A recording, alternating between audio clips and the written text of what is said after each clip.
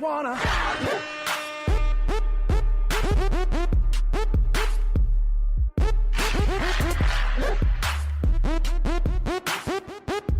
The Bills make me wanna. The Bills make me wanna. This is a Kmart production brought to you by Doug's Chiropractic and Empire Towing and Recovery. Listeners' discretion is advised. Sawbills Podcast.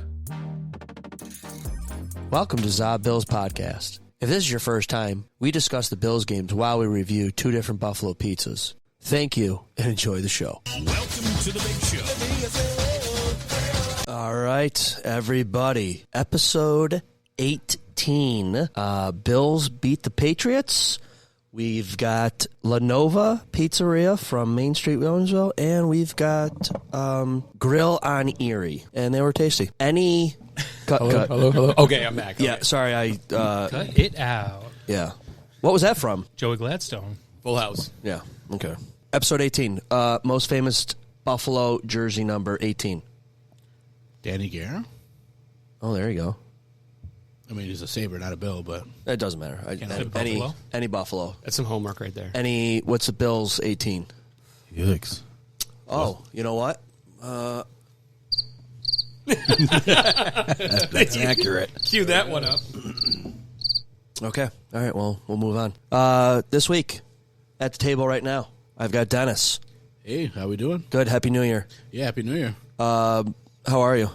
Good. Been busy. Just normal holiday stuff, and now it's all over with, so it's good. You can kind of get back to normal life, For sure.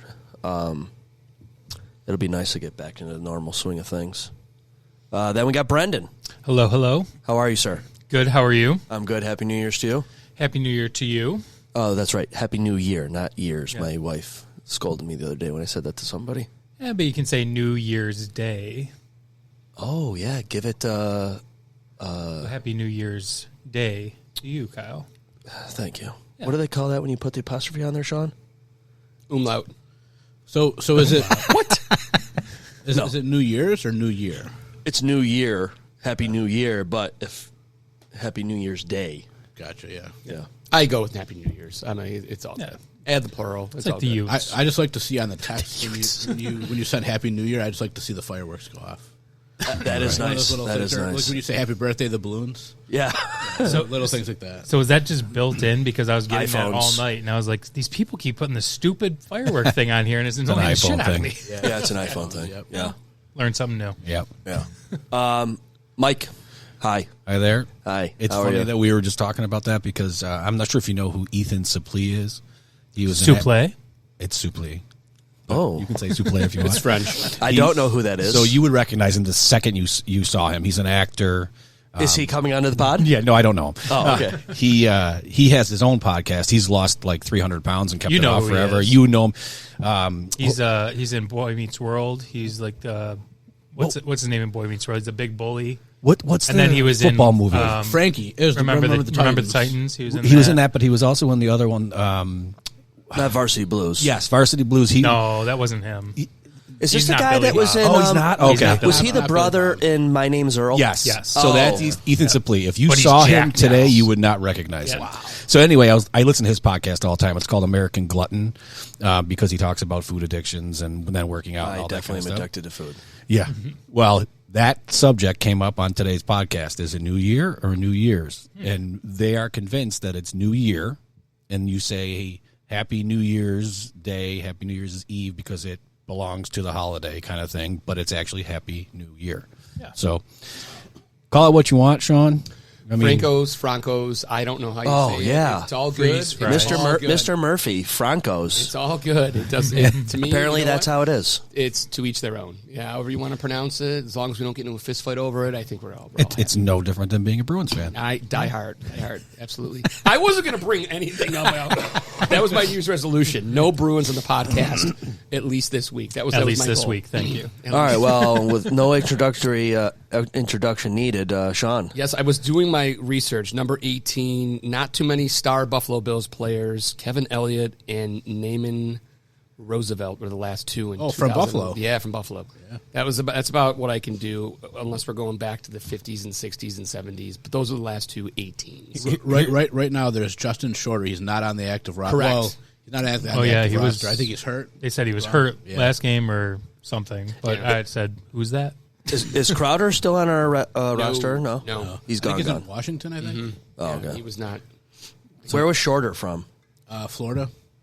He's a real big guy. Oh, He's So he's not shorter? he's not. Sorry. He's, Horrible dad joke. I got you there. He's 6'4", 223, so he's a big dude. But yeah, he's been hurt all year, so we haven't seen him in the regular season. Man, he looks like he could be our number 2 wide receiver. That height and weight, wide receiver. He's even got the Deion Sanders look to him. If you look at his promo, maybe a podcast preview. University of Florida. Yeah, the Gators. Yeah. Oh, okay. Pretty sure. He was probably what's his face's number one guy, right? What's that guy's name? The quarterback for Florida. Richardson Okay. for the Colts. Probably, He's on the yeah. Colts now. Yeah. So, Sean, Happy New Year. Happy New Year, Kyle. Did you have a great New Year's? I did. I got to see you. It's fantastic. I got to see you in 2023 into 2024. In 2024. Watching balls drop. Yes, it was fantastic. It was all on TV and finished up with the Bills' schedule being released that they're going to be playing Sunday night with us. That's what we were waiting for. Not the ball drop per se, but what's the schedule look like? But Happy New Year's, Kyle, to you Thank and you. your family and your surrounding podcast crew. Did anyone do anything super exciting? I made it till midnight. All right. That's good. All right. We did not do anything exciting New Year's Eve. We haven't done anything exciting New Year's Eve for quite some time, just hang out with the kids. But I did have my 4th, 5th family Christmas on New Year's Day, and we hosted. And I will say that I made one hell of a beef tenderloin. Ooh. It was excellent. Did you smoke it? I did not smoke Okay. it, actually. I thought about it, but I did not want to mess it up. So, off season, one night, no pizzas, beef tenderloin instead? Or You know, I don't mind, but just real quick, one obscure number 18 reference, Michael Groshek from the Buffalo Sabres. I remember him. Yeah. Oh yeah. Former Boston Bruin. Yep. He actually played for the Bruins. I hate Sabres on my team, but he played that grinding role for the Boston Bruins So after he do you was want with to the trade Sabres. us a goalie then? Since you didn't want to save her on your team. I hated that move until he won a Vezina, so I'm like, all right, I'll take him. Hey, at least we're down to 2 goalies. Yeah. Too bad they're not good. well, Dude, Levi needs to go to Rochester. typical But Buffalo fashion, they go somewhere else and succeed. yes, everyone. I had plans because good old buddy Viola started me including into their fun festivities. Anyone's welcome if you want to do Lasertron. It's fantastic. What was the overall opinion on that over the bowling? I don't know. I didn't ask people. I know it was a little more pricier. It was more expensive, but Is this a democracy on these decisions? Like, who's on the board voting bowling or Lasertron? I have a big voice, so I usually yes, but you I do. didn't decide.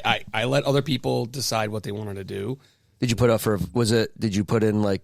Nope. Is it was, a panel? How many are on the board? It was probably 6. Probably 6 people. And How many years do you have to be included to be on the board? 10. I got 8 years to go. You're getting there. You're getting there. Gosh, you're my kids will be in proxy college then. voting. That's when it really gets fun. Yeah. Yeah. I never knew that bowling was such a New Year's Eve thing. Neither did Until I. saw all the pictures of people out yeah. bowling Right. on New Year's Eve. And I Well, was like, it I had no actually idea. gives midnight bowling credit. Like it's like, all right, we go midnight bowling, but now we've got an added reason to go. And when you go bowling, lots of balls are dropping there. Ton of That's true. balls. This is Paching. nice. Oh, see, I need that. The rim shot sound bite Oh. for the dad jokes that we get around here. We've got a lot of dads here. What are you talking about? Okay, so what pizzas did people have during their break? I had Bocce's and I had Franco's. I had an Abbott that was. You it was keep really getting pretty good. Abbott. You keep, Yeah. and you say that it's not your favorite, but you keep getting it. It's good. You know why? You know why I like going there? Because it's real easy to get out of the parking lot. It's really. It's a. Hey, you know what? That goes into access. It's good. yeah. Are you gonna get strangled over there with that cord or? Well, it's just like awkwardly going in front of Dennis. I didn't want it to come like down here. You know, all right. there's just Do you want an construction do you going want on an over here. extension? No, it's fine. Okay. It's fine. I actually might have an extension, actually. I'll look. I got 2 today, so there's 1 and I got an extra one. We've never done Abbott's Pizza. We have not yet. I'm looking at it right here. Does Dennis, you want to bring that to the gauntlet? Maybe one of these days when I'm coming from good old South Buffalo. Yeah, God's country. That and Minios. We got to do Minios too. Yeah. All right. We got to hope the Bills extend the season. We got a lot of pieces to try. Yeah. Yeah, I know. And 1 week. I think the sponsor is. I think we got 1 more week. Yes, we do. Okay. We got to give a shout out to the sponsors. Did we do that already? Yeah, they're in the intro. Oh my God! But Happy New Year to Doug's Chiropractic and Empire Tone and Recovery. Thank you so much for your help and support in the old year.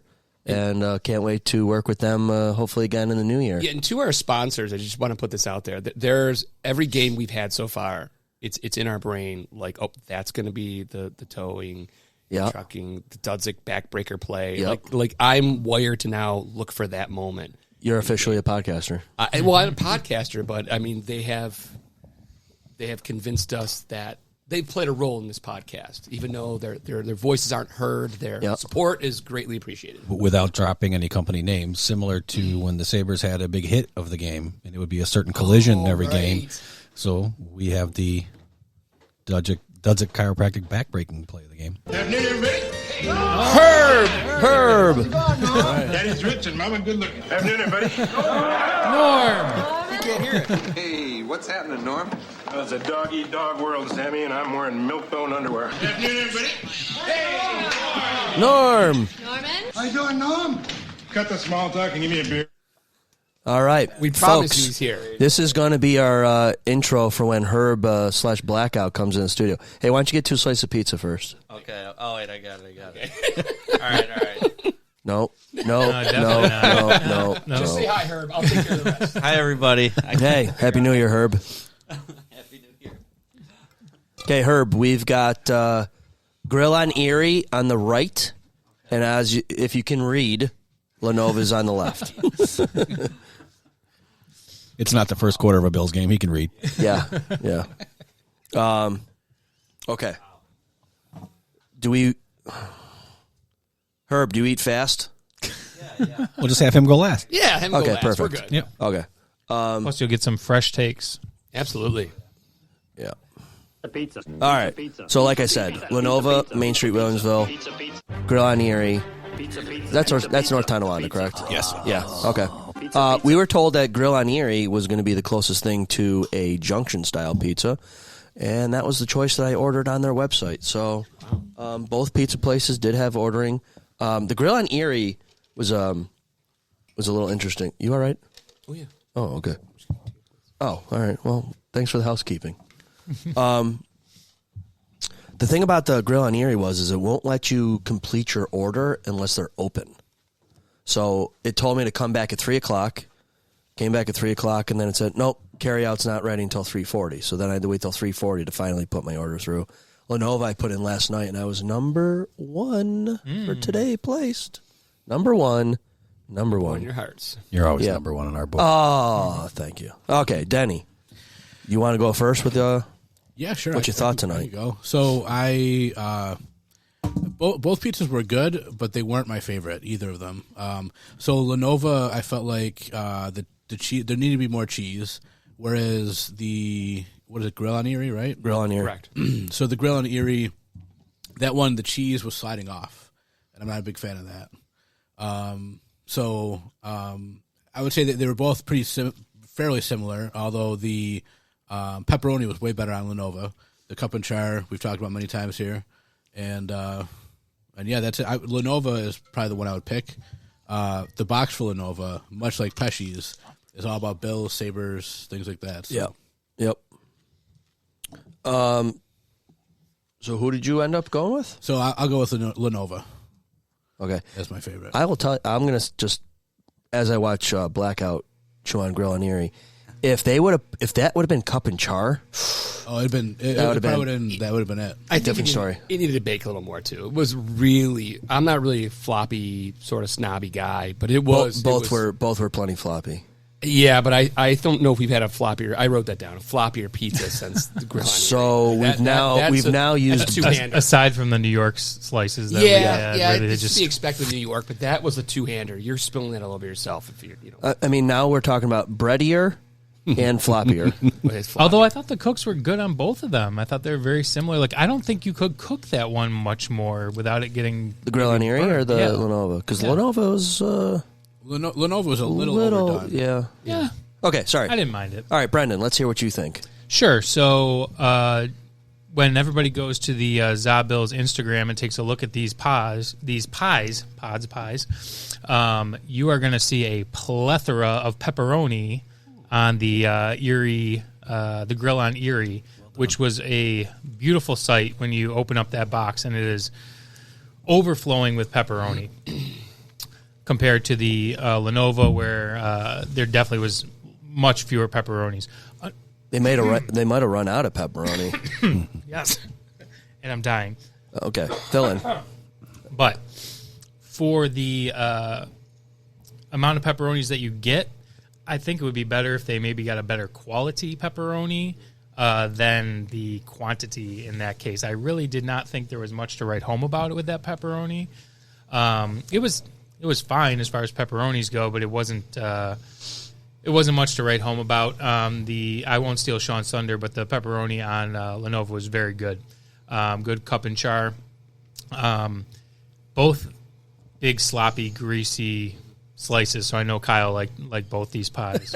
I know he likes some greasy. I do. I know he likes some sloppy. Sloppy. You made sloppy joes. Extra sloppy. But overall, as far as like taste was concerned, I definitely liked the sauce on the Lenovo better. It was definitely a little more herby. The one on the Grill on Erie, just a little kind of pasta saucy to me. You know, not a whole lot going on there. So overall, I think I picked the Lenovo, even though it was less pepperoni. It was better. I liked the taste overall better. Similar cooks, I thought, but overall, Lenovo for me. Let me ask you a question. If the Grill on Erie sauce was a little sweeter, would it have had more of an impact? That would have definitely pulled me. I know Sean's a sweet sauce guy, too. Yeah, I think so. So I'm the sloppy guy, you're the sweet guy. I've turned into the sauce guy. That's been a bigger. You was started out with pepperonis, meaning the dividing factor. Now it's sauce. If you got a good sauce, you're going to get a winner out of me. Yeah. Okay. Mike. Okay. Let me school you a little bit on the Junction pepperoni. Bring it. Yes, sir. So the reason those pepperoni are like that is because that's what Junction used. That's the pepperoni I grew up on Pizza Junction pizza. That is the pepperoni was spot on. The sauce was not. And Kyle was talking about, potentially making it a sweeter sauce. Anything would have made it better. Mm-hmm. It was very, very bland. I did not like the dough on it either. So it is not Junction pizza in my book. It's closer than the Lenovo pizza is to Junction, but it still isn't Junction pizza. You guys did a review of Good Guys, one of the early weeks of the podcast. That's closer to a true Junction than this one is. So the Lenovo, I've had both of these many times. Well, I've had Junction many times. This is the first time I've had the Grill on Erie. The Lenovo pizza is just a good pizza to me. So my choice is Lenovo. Question. Yep. When's the last time you had Bozana's? It's gone. Yeah, it's been gone for a while. Yep. Bonanzas? Bozana's? Bozana's. It was Bozana's. Out there in Clarence next to Dashes. That's a that good looked slice. like that, though, with the tons of pepperonis and Well, stuff, but that lots was a of cheese. much better pizza at Bozana's. May I? You can. So Bozana's was the brother of the owner of Junction, and you know how businesses go. They went their separate Ted's, ways. Theodore's. Yep. So, and then with Junction, I know it eventually got turned over to the kid, and it went away at some point after that. But Bozana's was there for quite a while. In fact, my kids loved it so much. Their doctor's office is out that way, and every time I took them to the doctor, can we get a slice on the way home? So, but it's gone, unfortunately. And my buddy, who I was texting, telling him about the Grill on Erie, he was a huge Bozana's guy, so he won't like this one. So do you know why Bozana's closed? No clue.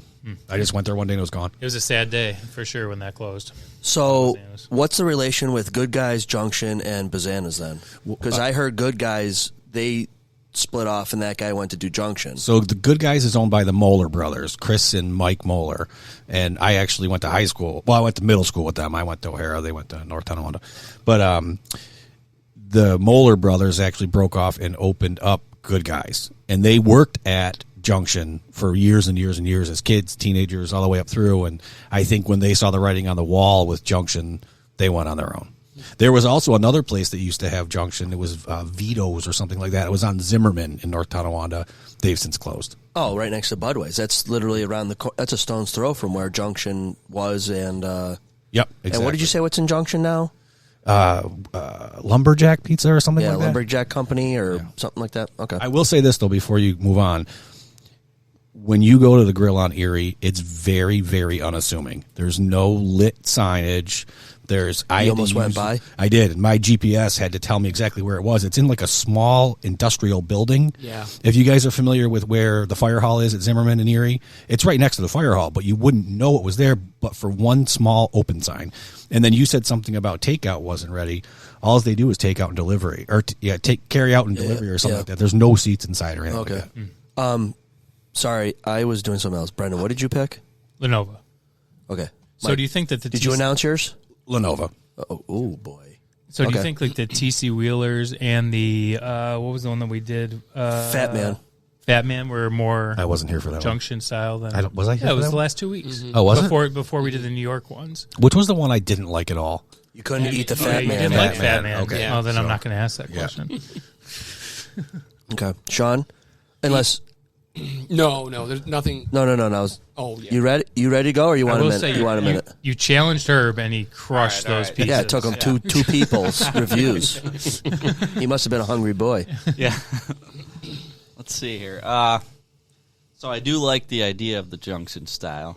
I get that it's not the cup and char. That makes sense. It's covered in pepperoni. That was fine. That was the best part about it. The sauce really turned me off.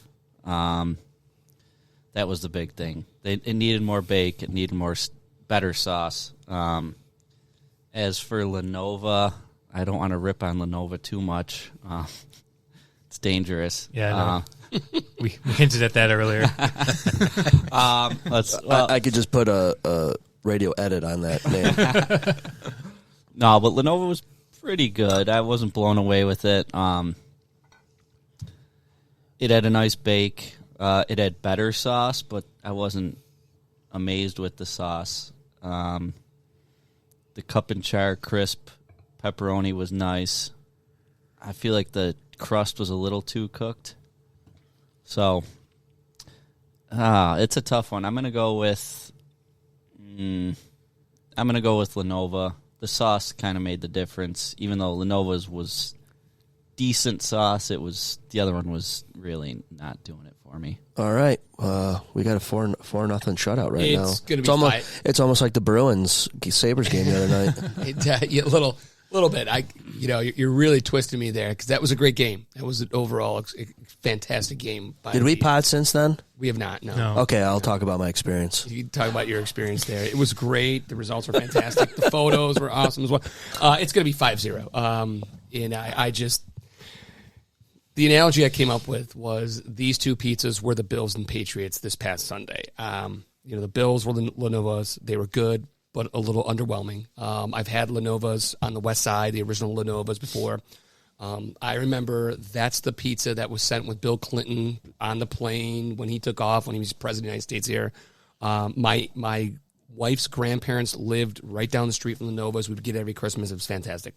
Sesame crust or no? Nope, no sesame crust. Just normal cheese and pepperoni like we had. Okay. So the Christmas Day meal was Lenovo pizza? it was Eve. Oh, They did it Christmas Eve, and yeah, that was their tradition. They would do the ham, they would do a whole spread. They're Italian, so I mean, there was pasta, way too much food. Mm-hmm. But the centerpiece, if you will, was the Lenovo's, and then the Mr. Pizza a little bit later. But Well, I've I had feel bad whoever spent the time to make the ham, and then somebody well, shows it's up with Italian. a pizza, and everybody goes if crazy. you don't bring a full ham to an Italian thing, you're an outcast. But I've had Lenova's. This one was good, a little underwhelming, but I'll say what Brennan was going to allude to. Maybe the best pepperoni we've had. Ale House, if I were to stack it up, maybe try them side by side, maybe I might change my mind, but that was my first take when I tried the pepperoni. The Grill on Erie was the Pats. Just too floppy for me, too greasy for me. Cheese was it was the Patriots. It was a team that's rebuilding. It was the floppy / zappy show right there. I'm probably not going to be asked to return to that facility anymore. Like La Hacienda.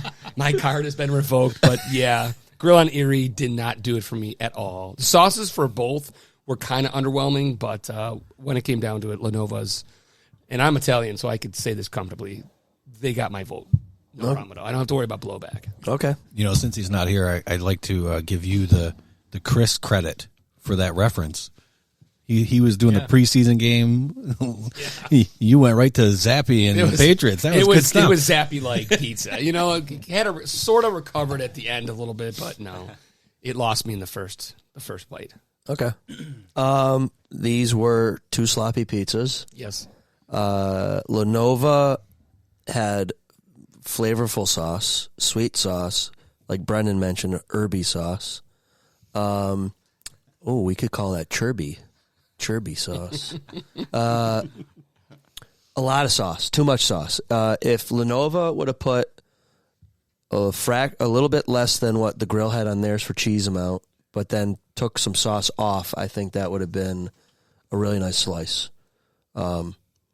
Yeah, like I said, too much sauce, not enough cheese. I guess you could have that amount of sauce on there, but if you had more cheese, it could have been a mess too. Mm-hmm. But Grill on Erie, lackluster sauce, had the right amount of sauce for me. A lot of cheese, a lot of pepperonis. Too bad the pepperonis were not cup and charred. Right. They left it. They took it out. I don't know. Maybe they could have turned the broiler just on and then char them up a little bit.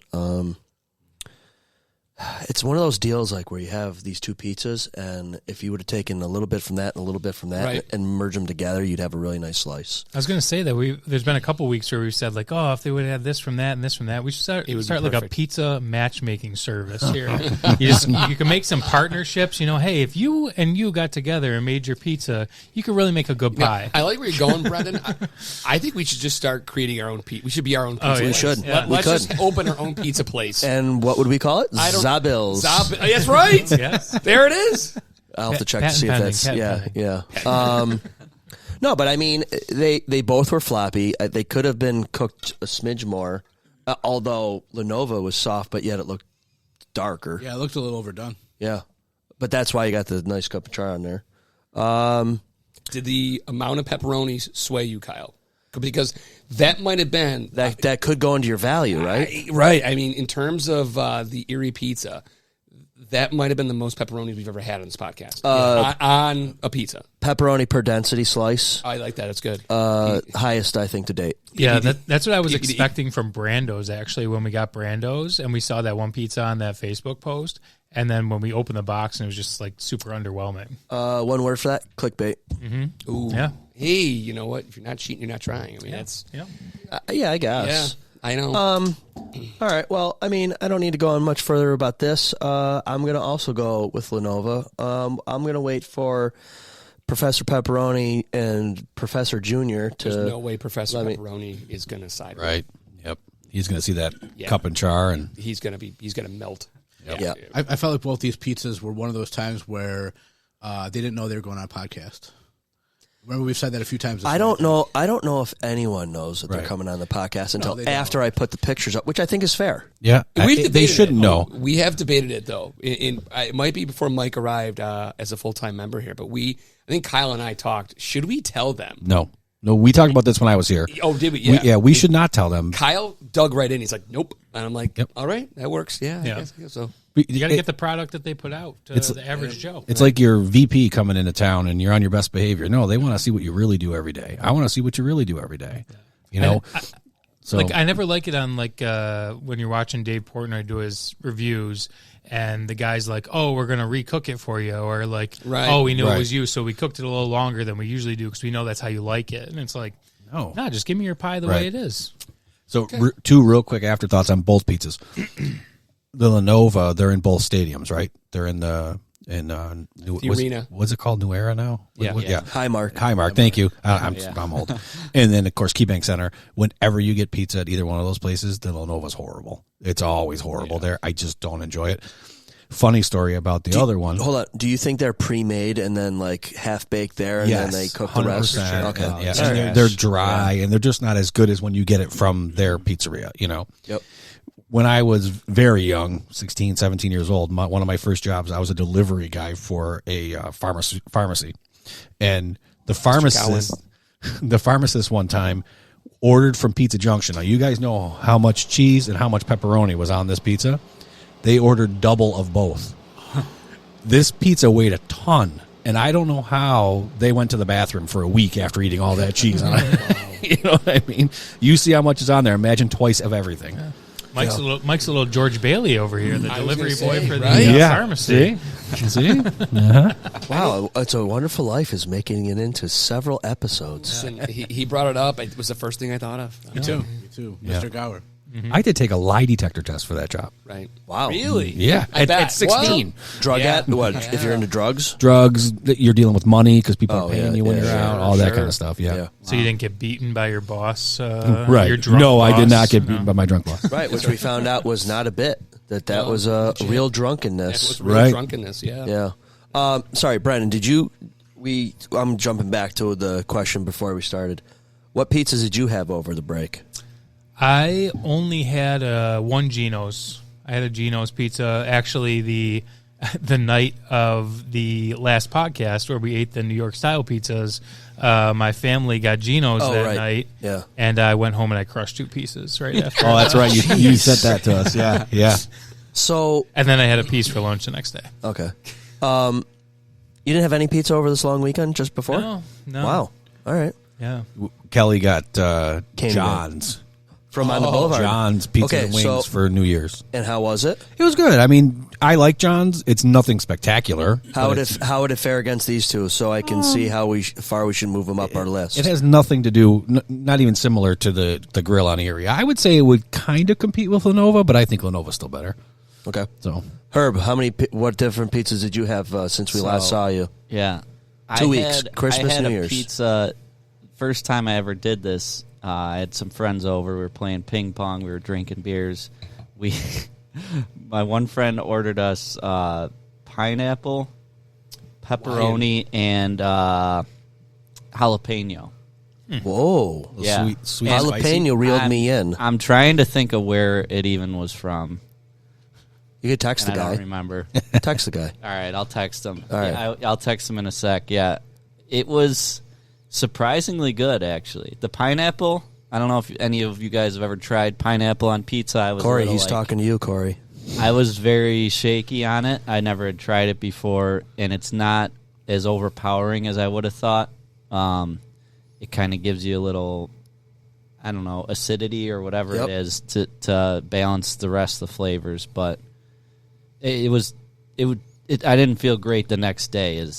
Do you think it's because of the jalapenos that you had on there? It was a lot of factors, yeah. Enough said. But yeah, the jalapenos definitely were probably the main culprit there. Yeah. The amount of beer had nothing to do with that, right? Well, yeah. I think they played a role. They each played a role. That combination though is nice though, because like there's always your traditional Hawaiian, which is ham and pineapple, but I never thought to throw the jalapenos on there. That sounds like pineapple and the jalapeno. Yeah, it was a I good like balance. that. Yeah. And the pineapple is always kind of a debate whether there's always people who don't like it on pizza and stuff. I personally love it. I love ham and pineapple. I like it a lot. Yeah. I would have never thought to order it, but that combo, that triple threat was pretty good. It was pretty good. First time I ever had that. Pizza Hut lunch buffet. Yes, sir. Ham and pineapple pizza, always on the lunch buffet at Pizza Hut. I missed that. Yep. Herb, was that the only pizzas you had? Because Viola didn't get any pizza, because I'll get to that in a minute. When I learned it was Franco. I already knew that. I want to say that's it, but if Okay. I think of another one, I'll right. let you know. So, Sean, Yes, sir. How many times did you have Franco's in the holiday season? So we were having company over. We were having Dr. Dave, his family. We had Kyle over for the Sabres-Bruins game. I forgot who won that game, by the way, but I'll look it up later. And I had ordered a party pizza from Franco's. Now, I still, pound for pound, even doing this podcast, I still think Franco's pound for pound has the best Franco's overall value in terms of the dollar versus what you get. Okay, stop right there for a second. When I came over, Right. I had a slice of cheese and pepperoni. Right. That pizza was way better than the Franco's that we had here on the pod. If we were to tell them you were going to be premiering on a podcast, you'd never know. No, right? because that's an example of I they're know. not consistent. I know. And we got them on a burnt night. You got them on a great night. Well, no. Well, different locations too, right? Probably. I get mine from the Delaware one, Tonawanda. Okay, Probably got and it. you probably went to Egger, right? Yeah. Yeah, I went to Eggert. It's the same pizza for the most part. Yeah, but that's a We- drive-through location. Sure, yeah. Whatever. I can't defend them. Okay. That pizza they had for our podcast, because I was looking at the score again, it was 4-2. That was a rough pizza they made for us. That being said, I ordered a party pizza. It's 3 square feet of pizza, like $42. Like you get like 32 slices. I show up. They're like, "Sir, we botched the order. We're putting in another large for you." They're like, "We put pepperoni on it by mistake." I said, "Well, sorry, I'll take the pizza. It's fine." They're like, "Sorry, we want you to wait. Just wait 5 minutes." I walked out of that place with $40 with a party pizza and a large pizza. On top of that, we basically fed the neighborhood the next day with that pizza. Literally, the kids came over and were like, "All right, just throw it in the oven." We fed the entire neighborhood. So what was your original order? It was white. They do a really nice white pizza. And Sheet it was just or large? sheet. No, that was the party pizza. Was half white, half just cheese. They threw pepperoni on it by mistake and then gave me just a plain large cheese on top of it. Oh, okay. So You walked out with 2 boxes. we walked out with 2 boxes. And you didn't pay, or $4.40? I did. Okay. It was $40 for a large and a party, which is probably 50, 60, 70 somewhere else. Right. That's business 101. They made it right. Right, they did make it right. Yep. So credit to them. It was fantastic. Then we had just pizza about 2 days later. So we actually had 3 consecutive days of pizza, which was fine. And you're not pizzaed out for I'm this? not pizzaed out. No, I'm good. A couple days. Is that the one food that you could eat almost every single on a day? desert island? If that was your only food? No. It might be. No. Well, I'm just giving you a scenario. If you were You on could have breakfast pizza? right. Well, I'm just saying, if you were on a desert island, but you could pick one food, what would you take with you? Well, that's the question. Can you do varieties though? Yes, I'm Or going to say. do you just have a shipping container full of cheese and you pepperonis? can do steak, you can do pizza, you can do lobster, whatever you want to do. Pick one food. Could you make pizza work? How are you going to bake it on a deserted island? We're going to use the sun and a magnifying glass. It's irrelevant, Herb. Well, why don't we even make it just simpler? What could you just? You could have anything you ever wanted. Would you just have pizza? Could you though? Like, yes, you could, but would you? I mean, you've eaten. It sounds like you eat pizza all the time. Right. You have Franco's almost every week, right? Right. Yeah, I mean, And you don't get tired of pizza. dude, man, it's the one thing that I can get the whole family to eat. You know, Well, what? I I okay. understand make, that. make it roast beef today. One kid's like, I don't want that nuggets. I'm like, oh Nuggies? God. So you throw in the Nuggies. nut. You're making 2 dinners. I'm like, I'll just take one thing. Oh, one no. meal. You get one For the dinner, whole- that's just it. grab a slice. Dad doesn't have to work. Well, plus everybody's like, "What are we having for dinner?" And you say pizza. There's no You're a argument. hero. Yeah, there's no argument. Right. Complaining, We're having yeah. pizza tonight. He's a genius. Yeah. Yeah. Right. By the way, the pineapple pizza mustachios. I thought it could have used a little extra bake. Yeah. It was good. Which is funny. Oh, that's fine. No, just keep talking. Is This that a is touchy subject? no. No. That's actually where we and I go also- with pineapple. Oh too. yeah. Kyle, the power of edit. I'm not editing that out. Probably should have thought that with mustachios because they have so many different flavors, right? So different kinds. Yeah. That sounds like a mustachios pizza. We Listen. also got Ulysses. And How's that pronounced? Ulysses or Ulysses? Oh, You said it one probably thing on the Ulysses, pod, and then So I'll ask the family. Mike, do you know the Ulysses? Well, their son played goalie for me, but I don't know their last name. Okay. Yeah, It's not Bruschetta. Elise. Bruschetta style was good. his name Yes. was Aldrian. That's all I remember. I liked the Ulysses that was double stuffed. where it had two slices on top of each other, facing each other. Oh, those looked interesting. Yeah. They make a good chicken finger pizza too. They do. Yeah. Yeah. That's right. The thick. About. The thick. The Ooh, ones. specialty pizza season. Right. Oh boy. Yeah. Oh boy. I had bocce's. The slice that I got into was pepperoni and cherry peppers or hot peppers. Oh God, that was tasty. Was it good pizza? It was cooked just how I like it, so Okay. I was a big fan. Okay. Others complained that it wasn't cooked enough, which was what happened on our pod. It's a softer pizza. Yeah. I like that softer pizza. Pepperonis. These were both softer pizzas, so I kind of liked them. I wish they were cooked just a little bit more, Right. but what? How were the Pepperoni? pepperonis.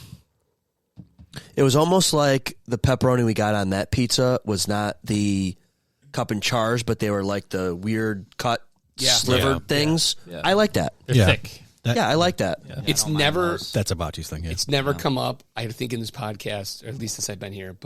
And I haven't seen it recently.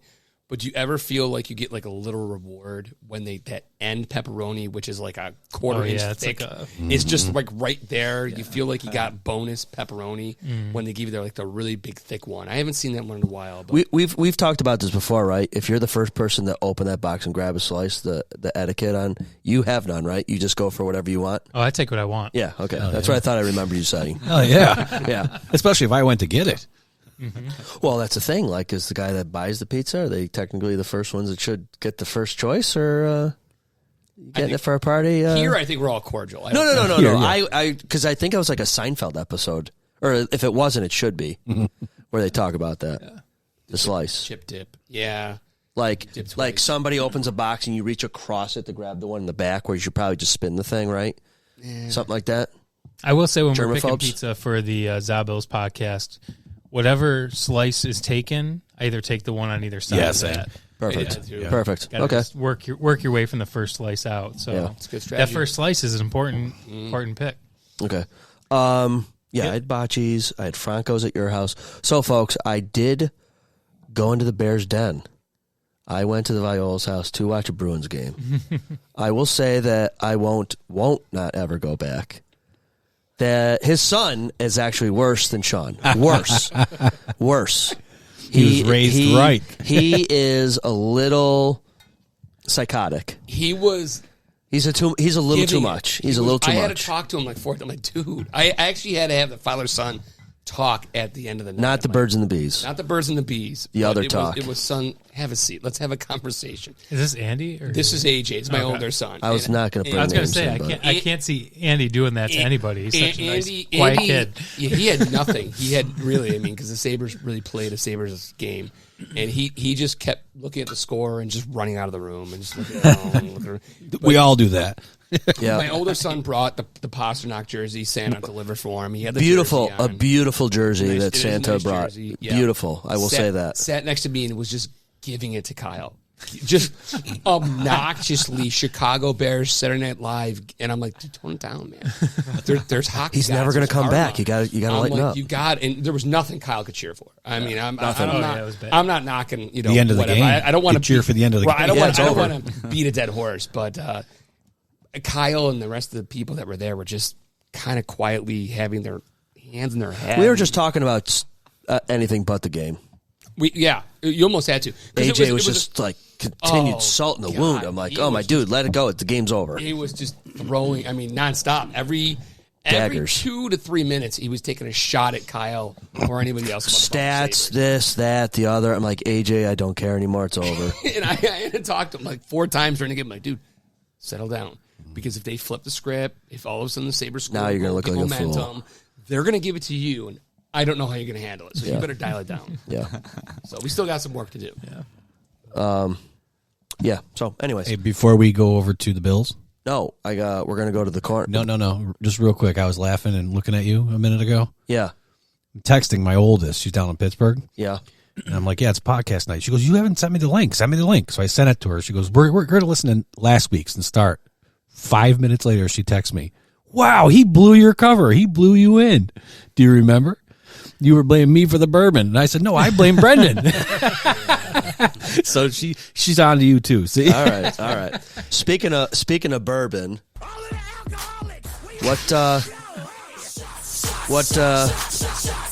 This is catchy. It is. The best part of the song. Hey, Blackout, is this what goes through your head every time you take a shot? This song just goes through your head? Yeah, I've heard this at a few tailgates, yeah. Mike and Brendan, what do you guys got down there tonight?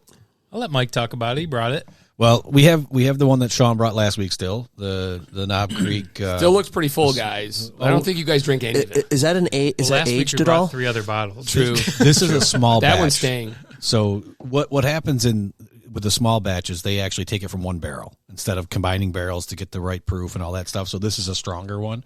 It's not too bad, though. It's only 100 proof. This one isn't too bad. Okay.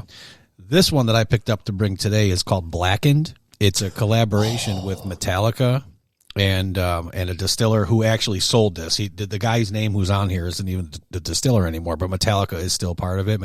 There's a Metallica song, Blackened. This bottle was only $39, and it's good. This is a good bourbon. Yeah, it's excellent. I was listening to a previous episode, and you guys were talking about a bourbon that was cheap also. Not was it Penelope? Now- We did Jeffers Creek. Jeffers That one, Creek. that one, Yeah, that one, Jeffers that Creek. one. Jeffers Creek is $35 for a 175. So this is 40 for a 1 liter. And I saw there today, I didn't know this, up on the top there, it has a batch number. They have a batch number 2 that they're still selling. This is what, 120 something? 129. $80 for the bottle. I'm like, yep, nope, Must have I'll been a take good- 129. Must have been a good batch. I guess. So, Mix- but yeah, it's pretty mixed a good for good the one. price. $39. Okay. How do you compare that so far with the other ones you've had on the show? This is an easy drinker. It's a very easy it's drinker. So Sean and I should try it? With ice, there's no bite to it. Yeah. So You can shoot this one shot. I'll Kyle, shoot it. Sean, and nobody will make fun of you for it. One shot Viola. Boom, it's down. That's what I thought you'd try. Because it was a little bit. I'm glad you gave me a little bit because I don't want to waste it. You know, when you were talking about how expensive it was, I was like, oh my God. this is not expensive. Yeah. And we'll like that more. The other one was stronger. That's why. Oh, okay. So the stronger ones have that bite in the back of your throat, which some of us like. You know, this one is a very smooth, easy drinker. Yeah. I don't think you'll like either one. Probably not. Don't worry, we got this. Probably not. I know. I trust you guys in the corner over there.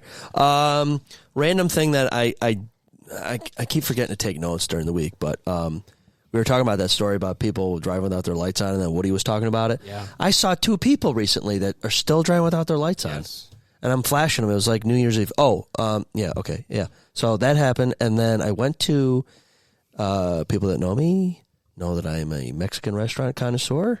I love my Mexican. We went to a different place that we've never been to. I knew of 2 people that said they liked the place. Acapulco, Main Street in Delton. Oh, yeah. They always have a coupon in the value pack.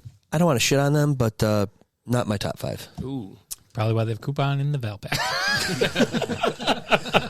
Good queso fundido. Timer. Real good queso fundido, but you all right, Sean? Oh, yeah. Good. Okay, just want to make sure your cord's okay. Cords are good. You don't get strangled. Do not. Okay. Queso fundido was really good. We got no booze there because we were going to hook up with Sean and crew, and I got birria. I liked my meal.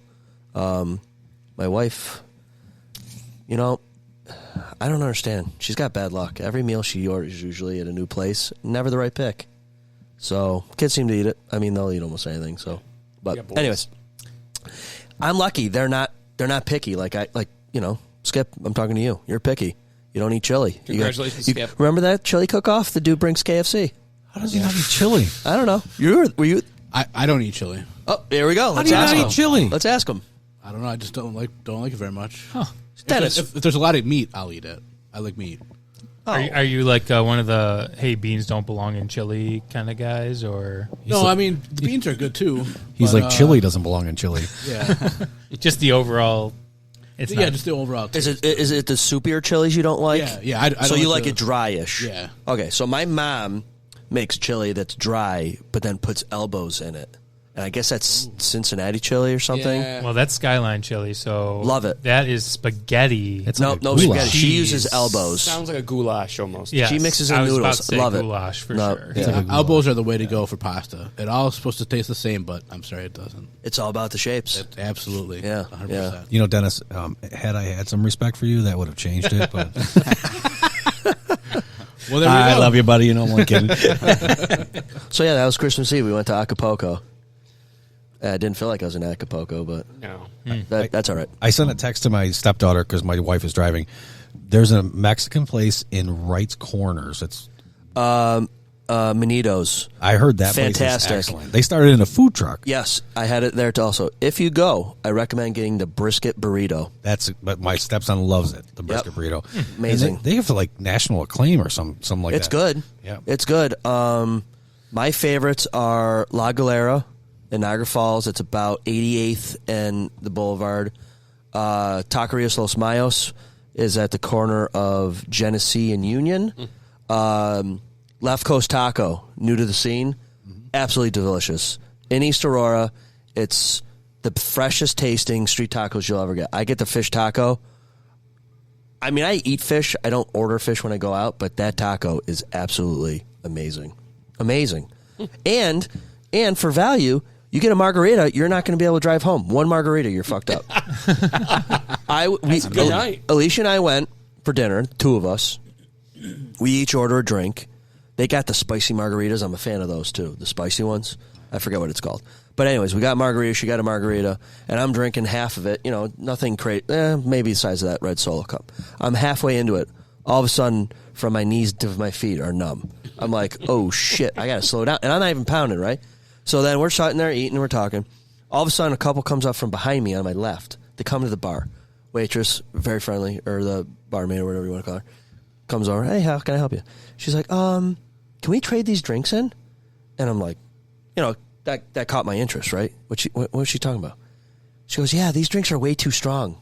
We can't finish. I'm like, that's the first time I've ever heard that at a bar. These are too strong. Yep. And they were walked there from their house. And I'm like, what are you worried about? Exactly. You know, I got to drive back to Tonawanda from here. I know all about walking down. Oh, wait. Yeah. What's the name of this place again? Left Coast Taco. All right. All the Bills hang out there when it's nice out. All right. Herb's going there after Yeah. we're done. So you'll never find the Bills. Love it. Taco reporter. Love it. That place is good. Welcome to the basement. Showing off You trimmed it up a little bit. Yeah, showing off Fast the pepperoni, got a haircut. All right. Hey, get into some pizza over there. Hey, if we're talking about Mexican places, El Canelo, Love it. Southtowns is Yep. great. That's my wife's one of her favorites. Yeah, it's really good. Any you guys been to any of these places? Deep. Hold on. Can you take the half? Unless Mom wants the smaller one. Has anyone ever been to Maizal? Awesome too. Maizal Yeah? Kitchen. Okay. Loved it. I Loved it. stumbled on it the one day, and I bet you did. I actually did. I was getting a haircut in that plaza, and I'm like, "Why? There's a billion people in the parking lot." I didn't even go. I just got a gift card for my sister-in-law. I'm hoping she takes me. She'll probably take my brother. My wife will agree. We like Maizal, right? Maizal Kitchen. What? Never heard of it. All right, never mind. Mixed reviews. We went Wow. to their brother. What? I loved it.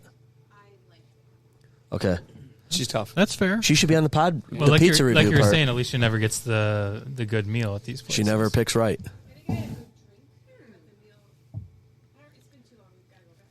Right. So Maizal, their brother or somebody, a close relative, owns another Mexican joint in Medina. Oh. Not as good. Maizal Kitchen is much better. Then there's another place in the Falls I went to that I was misled about. I don't know. But anyways, all right. You're going to be a few minutes? Well, while we're waiting on We'll get your brother, when you're done, get your brother down here too. one other pizza that I remember that I had, Oh. New Year's Eve, one thing we do, the original pizza logs we had, Air fried or deep fried? air fried. They're good air fried. I don't They, mind pretty air air fried. fried. They are, but Deep fried. the deep fried takes them to the next level. That's true. That is true. but Definitely not as better deep healthy. fried, but So for the value of your life, air fryer is probably the way to go. I just wish there was a way you could get a marinara with it too. You get the I mean, I pepperoni got and cheese are at my good, house. but they're dry. Just I know. order a grill on Erie pizza. You get the marinara. Right. well, I'll right, tell you right. what, I don't even drink. I don't even use marinara. Or I use blue Lenovo. cheese. That's Lenovo. I've never had pizza logs with blue cheese. Oh, that's my go-to. Dip it in blue cheese. Oh, absolutely. Okay. The blue cheese guys here. What's your favorite blue cheese in town? Rudy's. Yep. I agree. Easy. Hands down. Easy. Rudy's. You too? Okay. Okay. Not a big fan. I mean, not Blue cheese entirely? Yeah. Okay. Chili, blue cheese. Yeah, I'm not a blue cheese guy. You're just not. You don't put ranch. You can't put ranch on your pizza. I'm sorry. I hate no, ranch. not I'm a- that. So, okay, at least you're not. You're not okay, a Buffalo all right, fan all right. if you put. Hold on. What did he? Are I you hate, a ranch I guy? hate ranch. Okay, I hate all right, ranch. you're cool. Yeah. Stop yelling. You cannot put If ranch. If you I'm liked sorry. ranch, I'd escort you out myself. Yeah, you can't. I'm sorry. It's a Buffalo thing. It's blue Yep. cheese or bust. I don't like Yeah. white sauces. So no cream cheese, no I sour bet cream, you no do. mayo. Yeah. Oh, pretty I much. hate Well, mayo. I like mayo. Yeah. You know, I've met a lot of make me people in my uncomfortable. short life We're talking about that if they don't like many white things together. Yeah. Mayo, cream cheese, all that stuff. Yeah, I'm not Mayo, a big fan of cream cheese. tartar sauce. I like mayo. horsey sauce. Yeah, I do like it. Oh, Yeah, I like horseradish more, oh yeah, but horsey sauce is all right. yeah. I haven't had horsey sauce in a long time. All right, The Ken's Buffalo blue cheese is actually pretty good too. So there's like Ken's has blue cheese sauce or dressing, but they also have a specific Buffalo New York blue cheese, and that's actually pretty good. I agree. I think I've had it before. I do like the blue cheese at Geno's. Mm-hmm. He does hand make that. Oh, that's nice. Yeah. Yes. Did you know that, Sean? I did not know. That's pretty good. And knowing is half the battle. G.I. Joe. Joe. My wife's favorite, of course, is Candyman, and it's made in house there. Nice. Man, we I like any place that goes through that sort of detail and makes their own blue You, cheese. you know, a place that was known for it was Pizza Junction way back in the day. yeah. You know, Guy Fieri was there. He did Diners, Yeah. Drivers, and Dives there. Yeah. Yep. All right. Let's.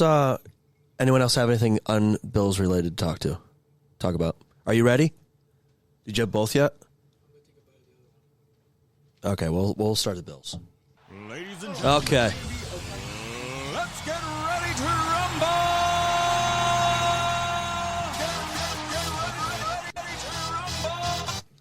Okay. Now, if you could just combine that with the shout song somehow, have a real nice intro.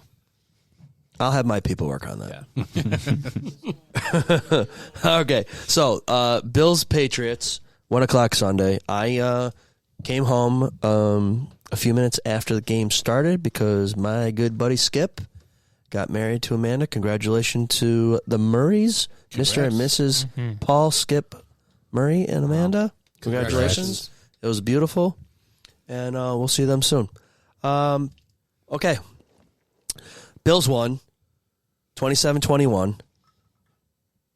What are you doing? Unconvincing. He's raising the roof. I don't even know they know what that is. Okay. Thoughts? So my first thought was, are you effing kidding me? Because the kickoff happened. That was the kickoff of the game, right? Yep. So right away, I was really mad at Bass. Unbelievably mad. Looking at it again, I mean, he ran pretty fast. I mean, that's pretty impressive. But, I mean, he should have tackled him.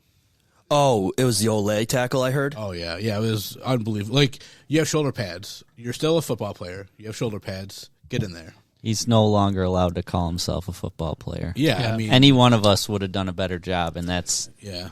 Well, it doesn't help his case That's when we've pathetic. kind of been shitting on him this year too, and then he does something like that, and it's like, oh well. Yeah. If he just gets in the way, it gets stopped. yeah. Now I And I recognize that he was a punter, but if anyone wants to defend Bass, they just need to refer to Pat McAfee and watch his highlights.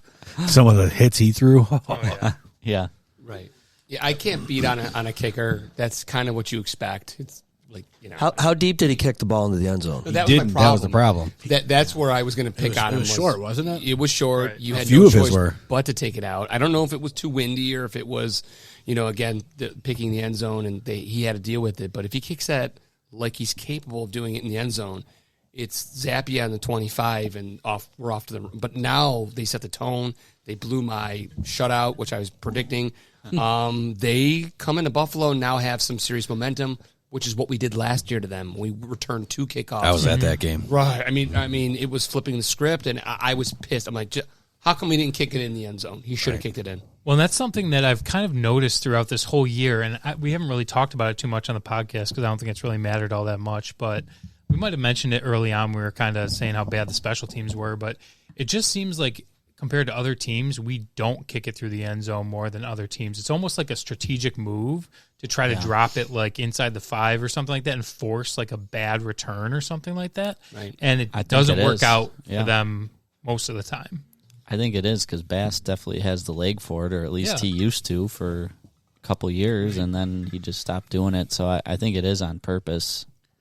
I To a degree. think the whole thing with kickers being football players, you're still a football player, and just to prove that I'm not gonna just shit all over kickers, our punter Sam Martin, he had 6 punts that day against the Patriots, That's a lot. Oh, he was. all finished inside the 20. This is something that people don't talk a lot about, but this might be one of the things that may won us the game.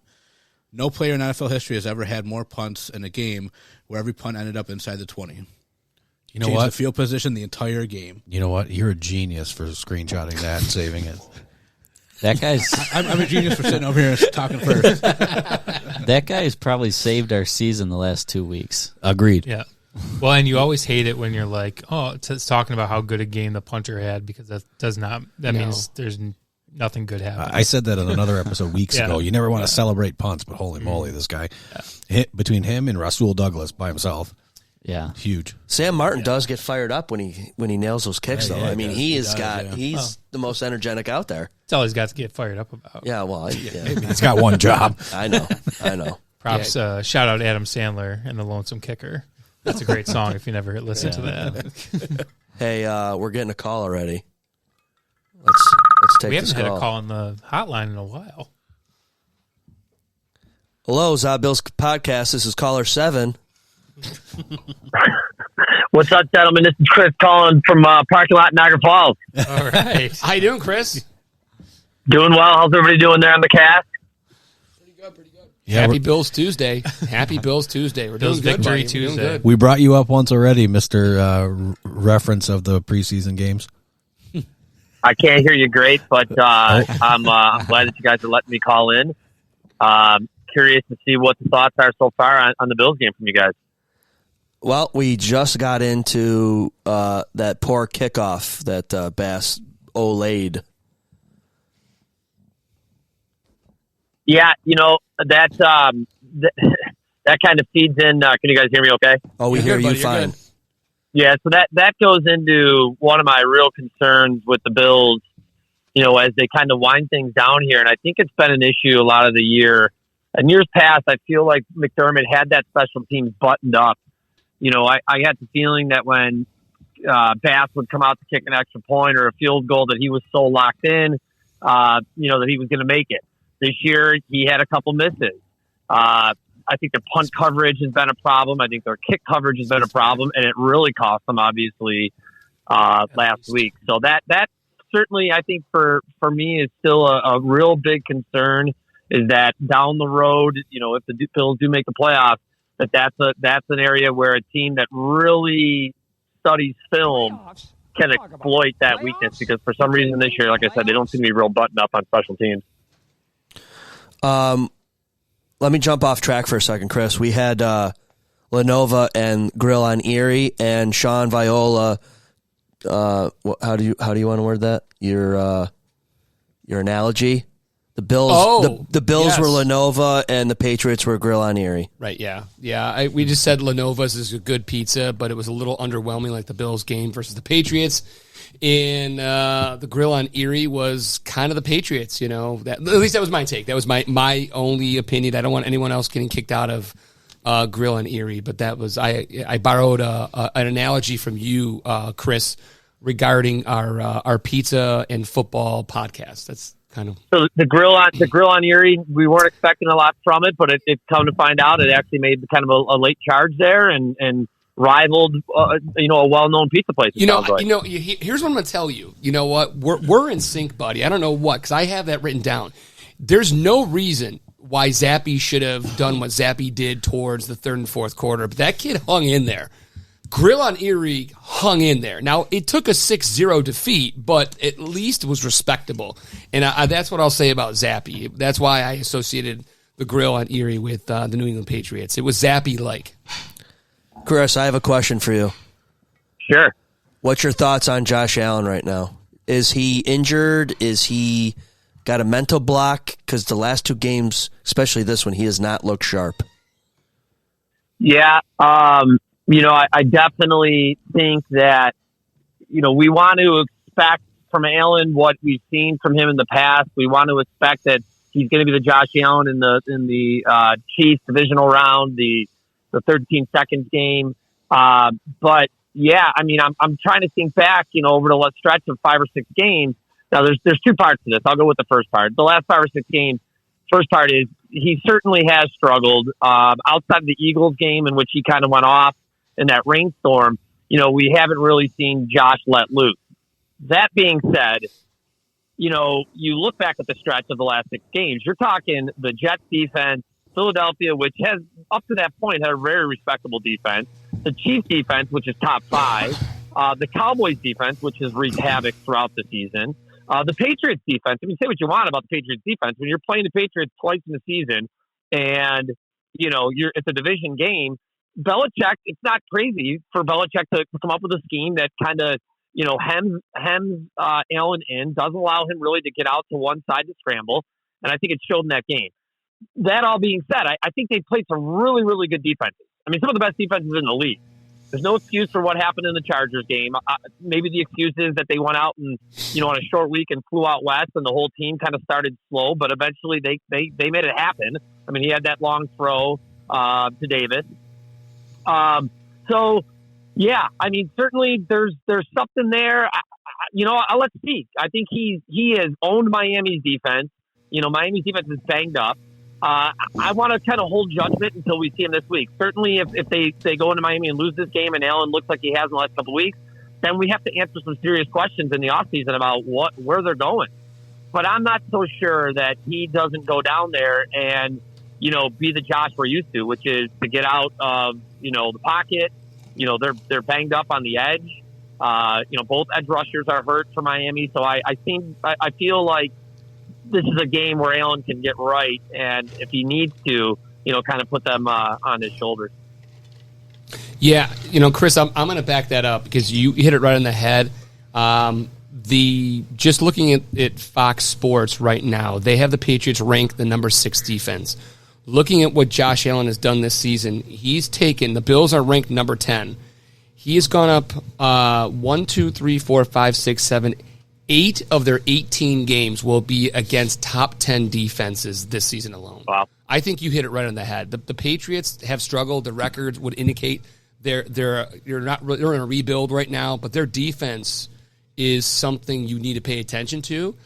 And the Bills did enough to get it done, partially because of their defense, but when it came down to it, it wasn't like they played a team that was ready to lay over and die. Yeah, and I think, too, we're still, like I said before, we're so used to Allen and the Bills kind of blowing teams out, and it was easy, and, the Cowboys game, we all took a deep breath and a sigh of relief because that's what we're used to. But this is different. As you mentioned, they're playing really good defenses, and here they are 10-6 on the cusp of 11-6. And it's different this year. And maybe this is the way it's supposed to go, where they're learning how to eke out games, and it's not so much Allen throwing for 400. I mean, he's getting his rushing touchdowns, and the running game has looked better. I think they're trying to figure out at this point. It's late in the season, but I think they're starting to form an identity a little bit. I think they're trying to figure out what that is, but I think they're starting to form it. And they're, maybe they have to. Maybe this is the way it has to go for them. Is they have to win these games 24-22, and if you look around the NFL, a lot of games are just like that. So. I'm on the fence with the whole thing. I want to feel like Allen has been good enough, and he's getting it done. He certainly has made a bunch of mistakes. But if you look around the quarterback play outside of, I guess maybe Brock Purdy and even Lamar. I mean, even Lamar in the beginning of the year wasn't winning games solely on his back. He has the last couple of weeks. But, the quarterback play has been kind of like that across the league, in my opinion, throughout the whole year. I will say, too, that with Josh, this particular game this past week, it took him a while. I don't remember the number of attempts to get his first completion. A lot of those were either thrown away intentionally, which is what we want him to do, or they were drops. There were a couple bad throws, a couple that he should have had. I agree with that. But a majority of them were not on Josh, 100%. So that's the kind of stuff that we want to see. The other thing, and you were just saying, Chris, about the close games and everything. I read a tweet after this win that said last year the criticism was we couldn't win these close games. This year their criticism is we're only winning by a couple points. Who cares? A win's a win at the end of the day. Absolutely. Yeah. Go ahead, Chris. Sorry, go ahead. I was going to say a win's a win. The Patriots' defense is very, very good, and that just speaks to their coaching that, how good they are. They're having a rough year, and, overall, I don't think they're very good, but I think their defense is real good to stand up next to. Shows what you have to prepare for. And I guess it gives you a little bit of hope for this week, too, with Miami, with their defense being so banged up, and they weren't really a powerhouse defense, I guess, like some of these other places, too. So, it's kind of one, glimmer of light going into this week when maybe I speak for myself, but, just like every other week, I'm a little nervous for them, especially the way that they've been playing the last couple of weeks.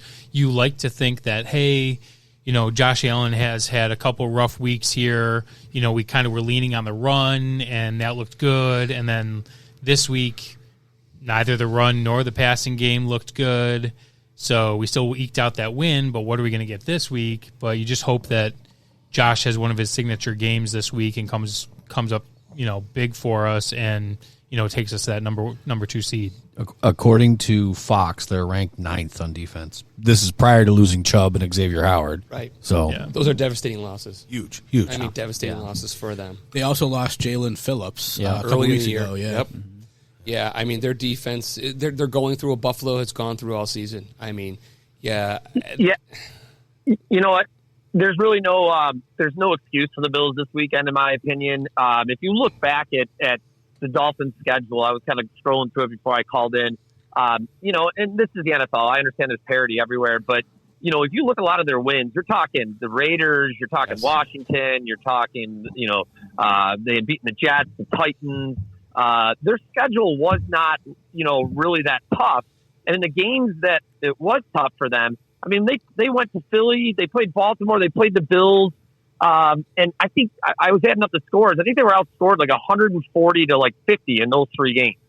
And so that makes me question, there's no excuse for the Bills to not go in there, knowing that most likely their back's going to be against the wall, depending on what happens, obviously, in the earlier games. But I would think that they're going to have to go into that game and win to get in. I don't think they're going to count on the Steelers losing or Jacksonville losing either. There's no excuse. That's a banged up defense. The Bills, for the most part, are completely healthy on offense. The defense has rounded out nicely. They've gotten Daquan Jones back. I'm going to throw this out there. I'm not sure how much of a drop off there's been with Bernard filling in at linebacker and being in the star role since Milano's been out. If you look at the stats, he's right up there. So there's no excuse. And if this turns out to be a Bills loss this weekend, I think this would be a monumental defeat and a really one that's going to make all of us have to ask some serious, hard questions in the off season. With another important game like this, you're healthy, the other team's not. There's no reason the Bills should not go in. If they want to be a Super Bowl winning team with this roster and this coaching staff, there's no reason they should not go in and win this game. Chris, I was going to ask you, along with the rest of the table, it's not, there's no asterisk next to their name right now. They're not technically in the playoffs right now. We have high expectations, but there is a scenario where they don't make it. And you started getting there. It's kind of everybody, how devastating of a season, how devastating of a game would it be if they missed the playoffs going 10-8? For me, I would have to say that it would suck, obviously. We obviously want to be in the playoffs. At the beginning of the preseason, you're saying that this team is obviously a playoff team, if not a Super Bowl contender. If they don't make it, yeah, that's terrible. The one silver lining that there is that if you look at how they've played since they were 5-5, right, and we said you're going to have to win out to get into the playoffs, and they almost had to. Yeah, they lost to the Eagles, and there's still a chance. But if you look at all those wins from the Jets on, that was a nice run. And they really did what they needed to do to be able to put themselves in playoff position from that point forward. From what happened before that, I'll have to say you didn't do anything to help yourself before that. But from that point on, you really did some good things. Now, yes, if you lose this game, that's going to suck.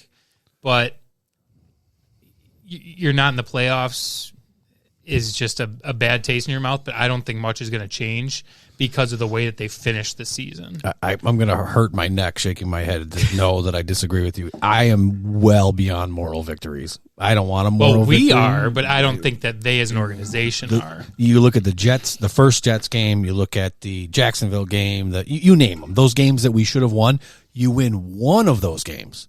You put 11 guys on the field for a field goal that was missed, and we have a clinch spot right now. Yep, absolutely. These moral victories are done. I think if we don't make the playoffs, there needs to be changes. Will there be? No. I don't think there will be either. That's exactly it. I don't think there'll be any changes at all. I don't either. There needs to be, but I don't think there will be either.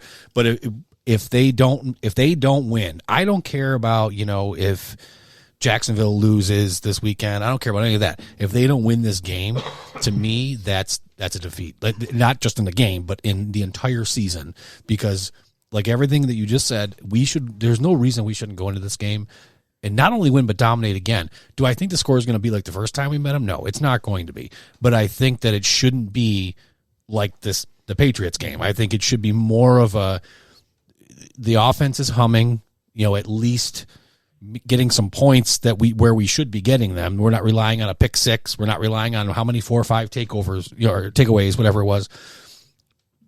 But the bottom line is we should go in and at least in the way of play dominate this game, because that's going to be the momentum that we need. Mm-hmm. And if we win this game and we're in the 2 spot, we have these home games until if we have to face Baltimore, right? Right, and you took the words right out of my mouth. I was going to say when Chris was kind of alluding to it that, they may be in a spot before this game is even played that they know that they have a playoff spot.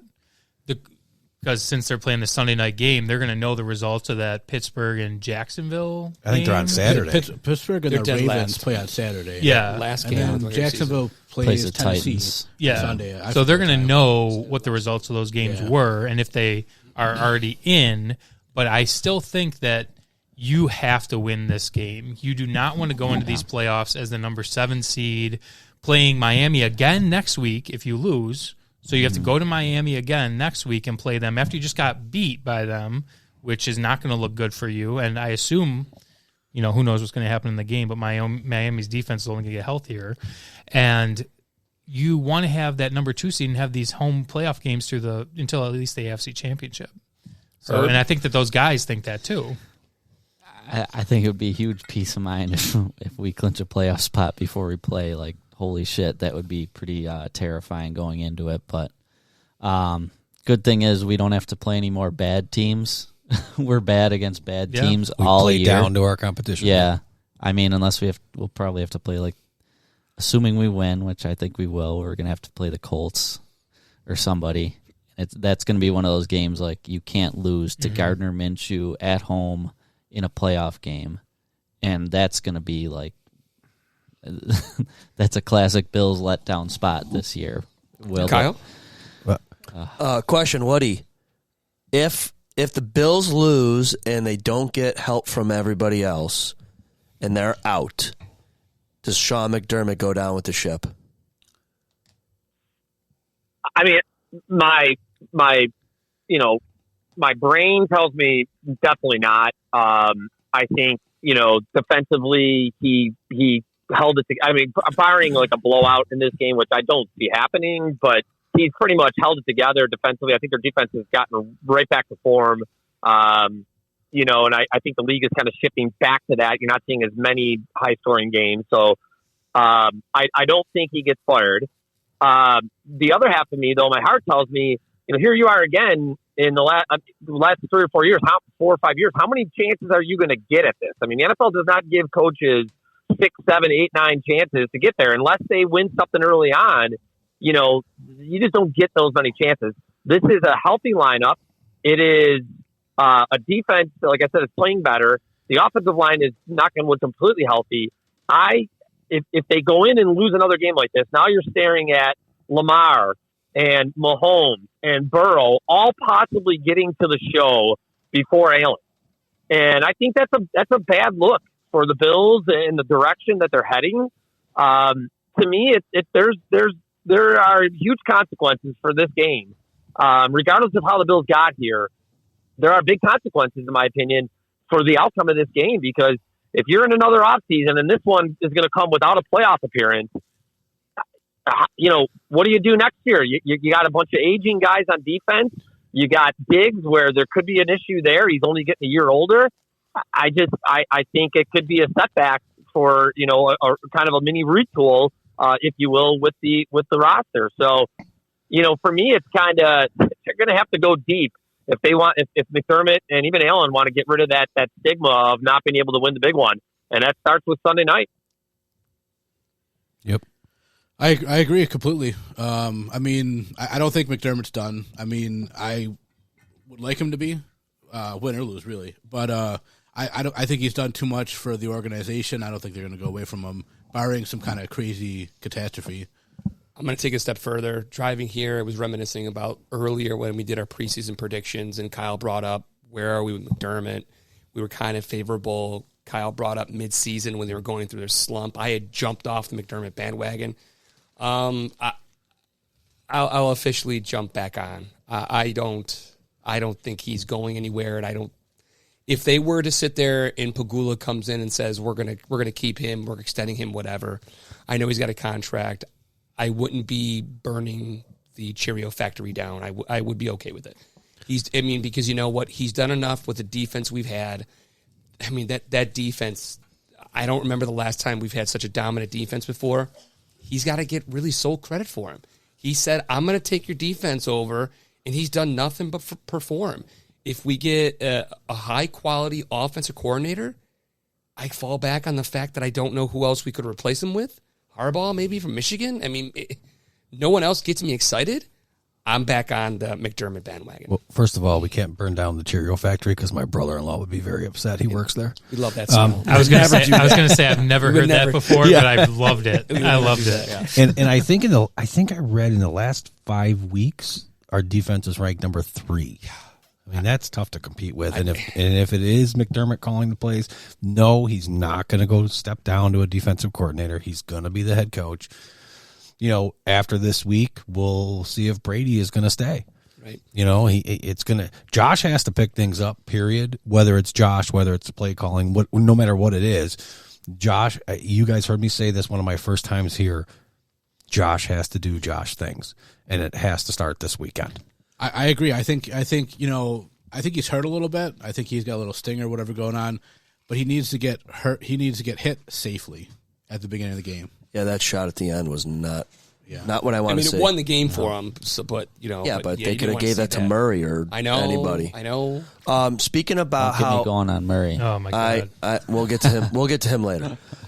Looking at the season and how many points the Bills have let in, this goes to talk about McDermott's defense. If you take out the loss to the Patriots, 29 points, and you take out the Eagles' loss, 34 points, the most they've let in, besides those two, is 22 points. Twice. And the Bills were averaging, 34 points for most of the season, minus the Jets and... Well, that was kind of swayed by the early games, though. But what I'm saying is, if you averaged 30 points a game or 28 points a game, you still should beat. They should only have 2 losses right now. And I think, again, we take away the fact it's brought up usually weekly by the announcers. So, go ahead, sorry. White's out. Milan is out. Milano, yeah. They have a stunning array of guys being paid X amount of money who are out for the season. Von Miller has not been Von Miller. He's basically out. We'll talk about him. I mean, look at the personnel they have lost, and they're still, I would say, overperforming. Imagine what they would be like with all those guys. Right. Even White stays out, but even if you give me Milano, if you give him, Well, Woody just talked about Terrell Bernard, and Terrell Bernard, Woody, to back up on what you said, I read another stat where he actually has better numbers than Milano did last year, and Milano was all Pro 1. And so he is actually performing better than Milano did last year. Imagine those two. Oh, if they were both there. Oof. Well, I guess my point back to the points and stuff, if your offense was more consistent like your defense, this would be a different season. Yeah, but 1, 2, 3, 5, 6, 8 of your 18 have been top 10 defenses. I'm not willing to sit there and blame Josh on that one. He has played great. And Chris, I think you might have said it. I can't remember if it was Brendan or who brought up the defensive opponents they've played have been top echelon team. Oh, I read these scores wrong. So for all intents and purposes, he's already stuck his arm into the iron of the flame, going up against the Dolphins twice, the Jets twice.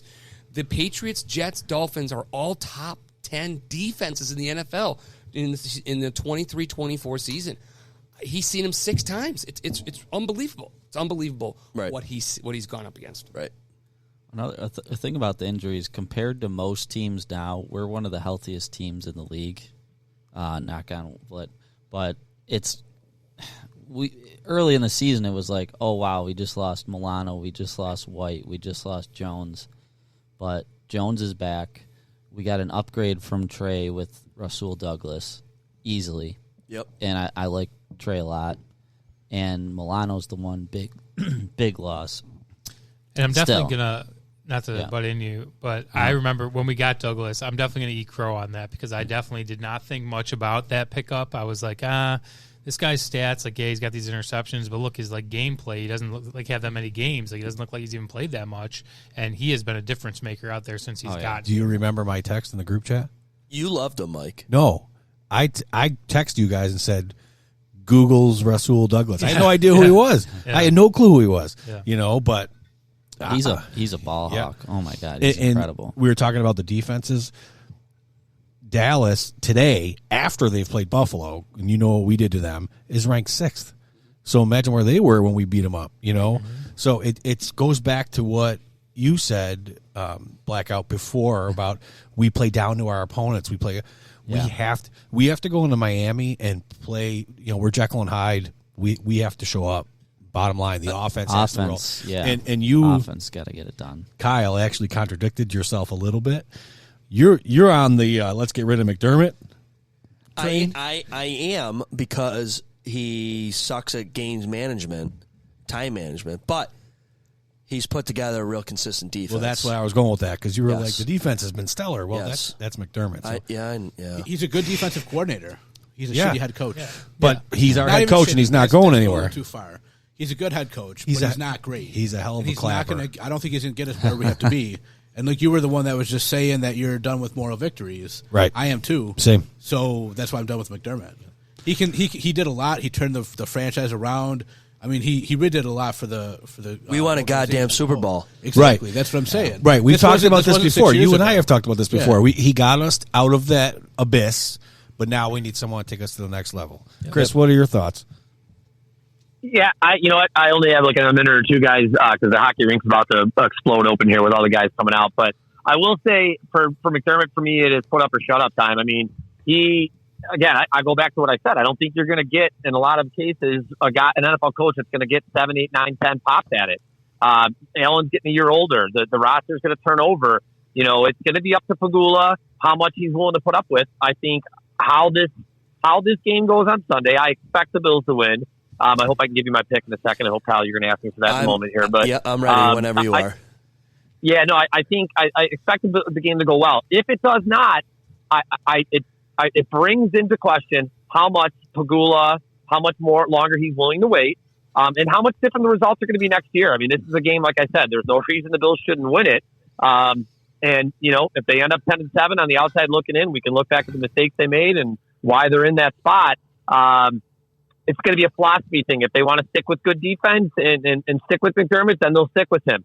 If the offense kind of sputters again and we're asking questions about Allen and Diggs, that's a problem. Those are your two franchise guys, and then that becomes a philosophical issue. So, if you were to ask me today, is he our coach next year? I would say I'm 90-10 yes, barring any complete meltdown on Sunday night. Real quick before you go, Chris, I was reading that they expect there could be as many as 10 receivers that go in the first round. I think someone may have even put this in our group text. Do you trade up for a solid receiver if you have that opportunity to, knowing that Gabe could be gone and what's going on with Diggs? Can you ask that question again? Was it about trading up for a receiver? Trading up for a solid receiver. Yeah, I mean that's going to have to be an issue that they address. You know, Diggs is older. Gabe has kind of been hit or miss.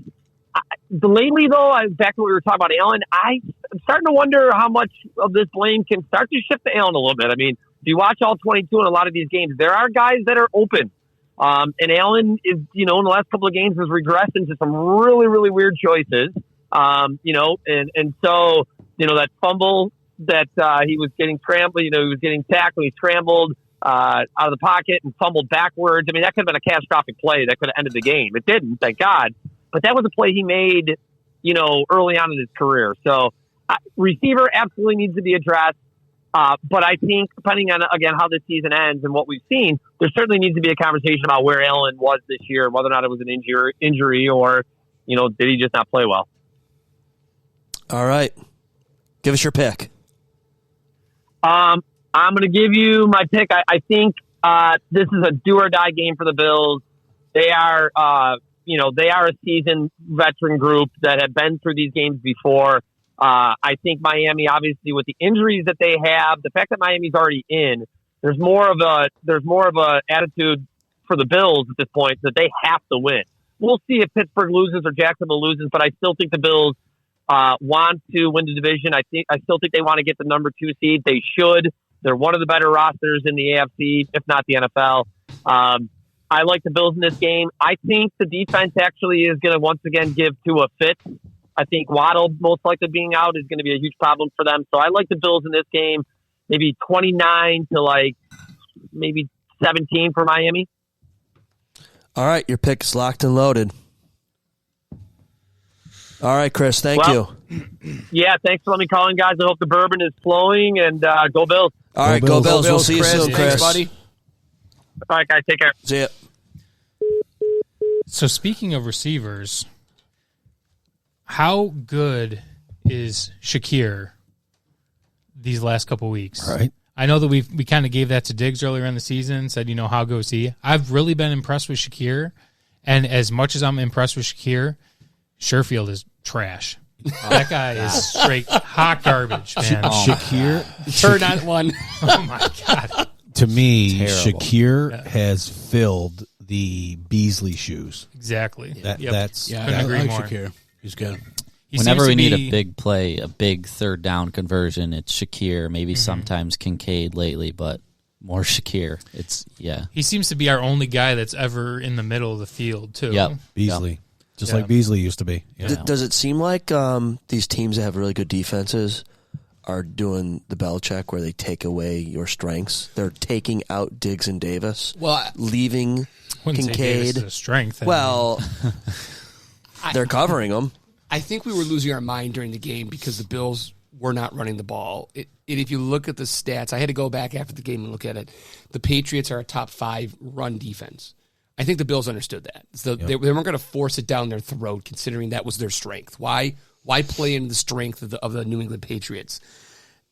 That being said, that's Belichick doing what Belichick does. He's going to identify. He's going to do the best he can do with what he has, and he's going to say, "Beat me another way." And whether it was a Josh Allen throw, Kincaid dropped one. I mean, there were a couple of plays that were missed opportunities to keep drives going. The biggest missed opportunity was that Stephon Diggs. Josh overthrew him. Yeah. That would have that been a deep pass. 90-yard touchdown for sure. 90-yard 100%. And he simply overthrew him. He had 3 yards on a defender. Yeah. that's a tough throw, though. I mean, I think that's a pretty low percentage throw. Well, what, I mean, you like to see him make it, but I think that's a tough throw. No, Brendan. He needs to make that throw. 2 And it years. was good. Well, what he It needs was to good not see do Diggs is get throw that into open. Yes. too, Yeah, absolutely. what he needs to not do is throw in a double covered Kincaid and just like a Oh, yeah, that was bad. lofting pass to him that got picked That was off. bad. That was probably one of the worst interceptions that he's thrown all year. It didn't cost him anything, though. That's true, and that's only because the Patriots suck. Any other team And probably the would have defense cashed in on was that. solid this week. Yeah. Well, I mean, you see him wind up, right? And I'm like, oh no, here it comes, the deep ball. My wife said the same thing. And, She's two like, guys. why do I worry every time he bombs it? Because every he's throwing time. picks. And then 2 years ago, Josh would hit Diggs.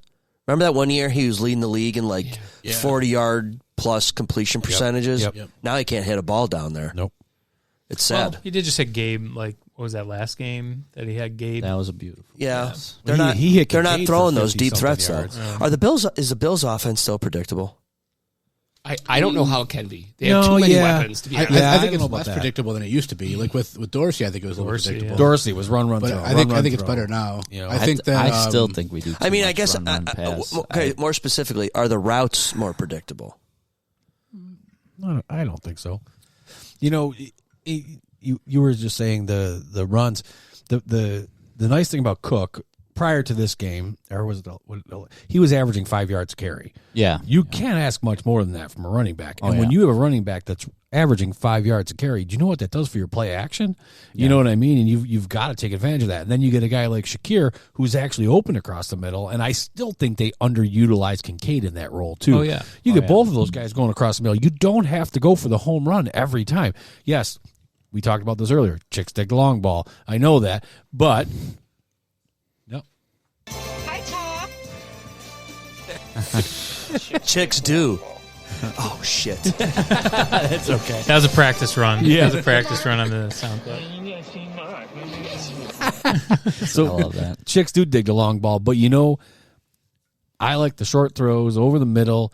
You get 4-5 yards every play. You're getting first downs every three downs. You're moving down the field. You're eating the clock, and you win the game. I'll push back just a little bit. Short throws don't really scare defenses, even if you miss on a long throw. What you don't want to do, you keep defenses somewhat honest because they got that in the back of their brain. They don't want to be burned with a 90-yard pass play. Okay, I agree. So I mean, there's a moral factor there, even when as long as you don't throw an interception, but even when you fuck it up, you at least send that message that, I can make this throw, and we can make this catch. It might only be a 33% chance, but that could be a game-changing throw. Safety's got to play back a little bit more. But if you're playing these short passes, the slants across the middle, 5 yards, 6 yards at a pop. I'm not talking about these dumps to the screen on the left that they keep doing where they're losing yards. I'm not talking about that. that. I was just going to say that there's a difference there between those short little passes that Beasley used to catch. Yep. Those are great compared to those All but swings. behind the line of scrimmage. Yeah, behind the line. And I feel like they do it to Diggs all the time to like get Diggs involved lately, and it doesn't work. You know what? You know what's sad is teams run those plays all over us, and yet they can't figure out how to run it against other teams. I know. Well, I think there was only, and I was looking back at the screen to try to figure out which game it was. You guys can probably remember. There was only one game where we actually gave them props for throwing over the middle. I can't remember what it was. It might have been the Jets game, maybe? It was recently. They had that big play to Shakir against the Jets. It might have been the Jets Might have been game. the second Jets. But where we actually acknowledged it and said they finally threw over the middle and were productive. Why are they not doing this? And they really not stuck with that game plan at all. And we were talking about. Sorry, Dennis. Just real quick. This is going to be a quick hit. We can move on. We were talking about things that frustrate us, and for the love of God, stop trying to draw them offside on fourth down and call a timeout. Run the damn play. Even Josh is sitting there with his hands in the air, like, what are we doing here? Like, that's so stupid. It doesn't work. They know you're going to do it. What would surprise them is if you actually ran the play. Exactly. It's like Kyle said. Yep. Exactly. Yeah, you'd be more surprised. Yeah, you should pretend you should bring the clock down to like 5 seconds. Act like you're just going to do that, and then Pull the hike it. Marino play. Yep. Fake Yeah, spike, yeah, throw a yeah. touchdown. That's Yeah. good stuff. Yeah. And also on short yardage, every time we need to tush push. Every single time. Why wouldn't they do that? Every single. They almost didn't do it on one of the biggest ones. They were in shotgun and they were going to hand it to Cook up the middle. You could tell. Sean, that Knob Creek is really low They now. did call timeout. Challenge accepted. We'll do our best. Somebody got overruled on that one. Whether it was McDermott overruling Brady or vice versa. They were in that shotgun. They called timeout, and then they switched to do the tush push, and they converted. You just got to do the tush push every time. Was that a waste of a timeout? I mean, that should be a no-brainer, right? It didn't hurt him. It didn't hurt him. It didn't hurt him. It doesn't hurt him at that time, but I hate it less when we're up. It's the same shit Yeah. every game. It's a routine with him, and he's got to break that habit of blowing timeouts. He should be more prepared for situations. You mean like pretending you're going to go for it on fourth down? Like that one? Exactly. Yeah. Yeah, I'm okay with that. That to me wasn't a game changer. What is your game changer? You know, I'm a little or hesitant. with- backbreaker play of the game, or the Empire Tone recovery of the game. I do want to get. I just had a thought in my head. The reason why I'm still a little fearful until the playoffs. I guess going forward, because this is kind of our season, and then you have the playoffs. I don't know if I want my quarterback taking that beating all the time. Hurts is a big guy. I don't know if I want that. Is there a reason outside of maybe his hands a little bit? Why don't we just tush push Knox into the end zone? I'm serious. Put him under center. No, I He's want a big I want, body, I big want, guy. I want Josh to have that record. I know what did great too. I don't want him to get hurt though. Give it to Knox under center. Have Josh push his ass forward.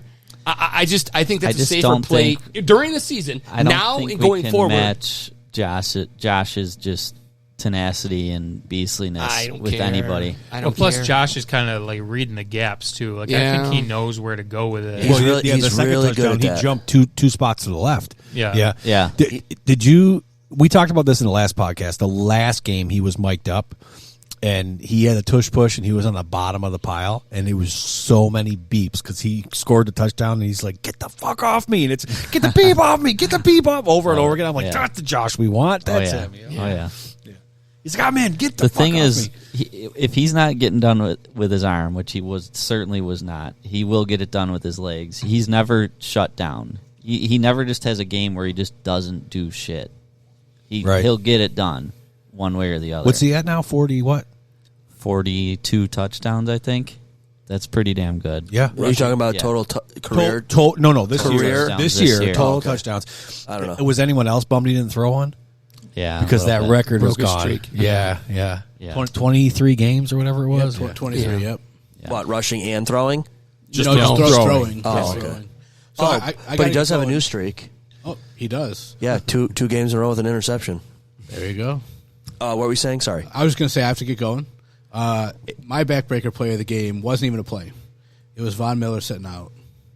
And I don't know for a fact, but I took it as McDermott telling him he's not doing enough. Yeah. Even though he came back from an injury 2 months ago, whatever it was, he needs to do more. And so to me, that's the backbreaker play of the game there. Put up or shut up is what he's telling him. Exactly. Is this like in hockey where they bench a guy and then all of a sudden gets his head out of his ass? I certainly hope it is. I definitely hope it is. Because we'll need him in the playoffs if we get there. We need the old Von Miller in the playoffs. I know. Not Yeah, the yeah. 2023 version. I know that we're going to do our picks, but and I always pick a Kincaid touchdown every week. That never happens. Von's going to get a sack this week. That's my bold prediction. That's my bold prediction because he's going to come back pissed. I hope so. I'm Von Miller, and you sat me. I'll show you. That's what I hope. Unless he's sad again. That's what I was just that's the gonna only ask. thing. If he's sad again, then I'm wrong.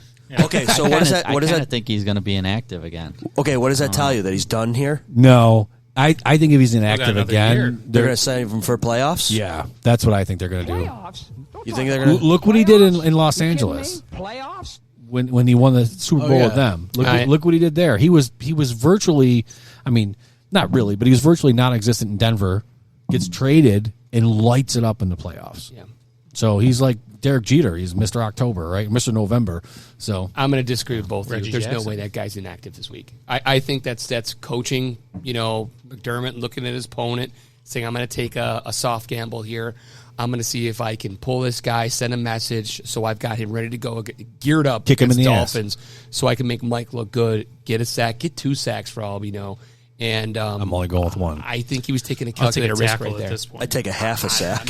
Yeah. I think Tackle, yeah. Tackle, assisted tackle, yeah. I think a veteran like him who's going to bring leadership here, it sends a big message. I don't think you do it twice. You might lose the room because there's a lot of respect for Von Miller on that Sure. team. I don't know if you do it twice, and I think no. I think it's going to be another good call. We're going to sit there and say, McDermott was right. You guys know I agree. I only have one jersey. It's a Von Miller jersey. It's the only Bills jersey I've ever owned, minus the signed Jim Kelly jersey. That's different. But he used to have a celebration.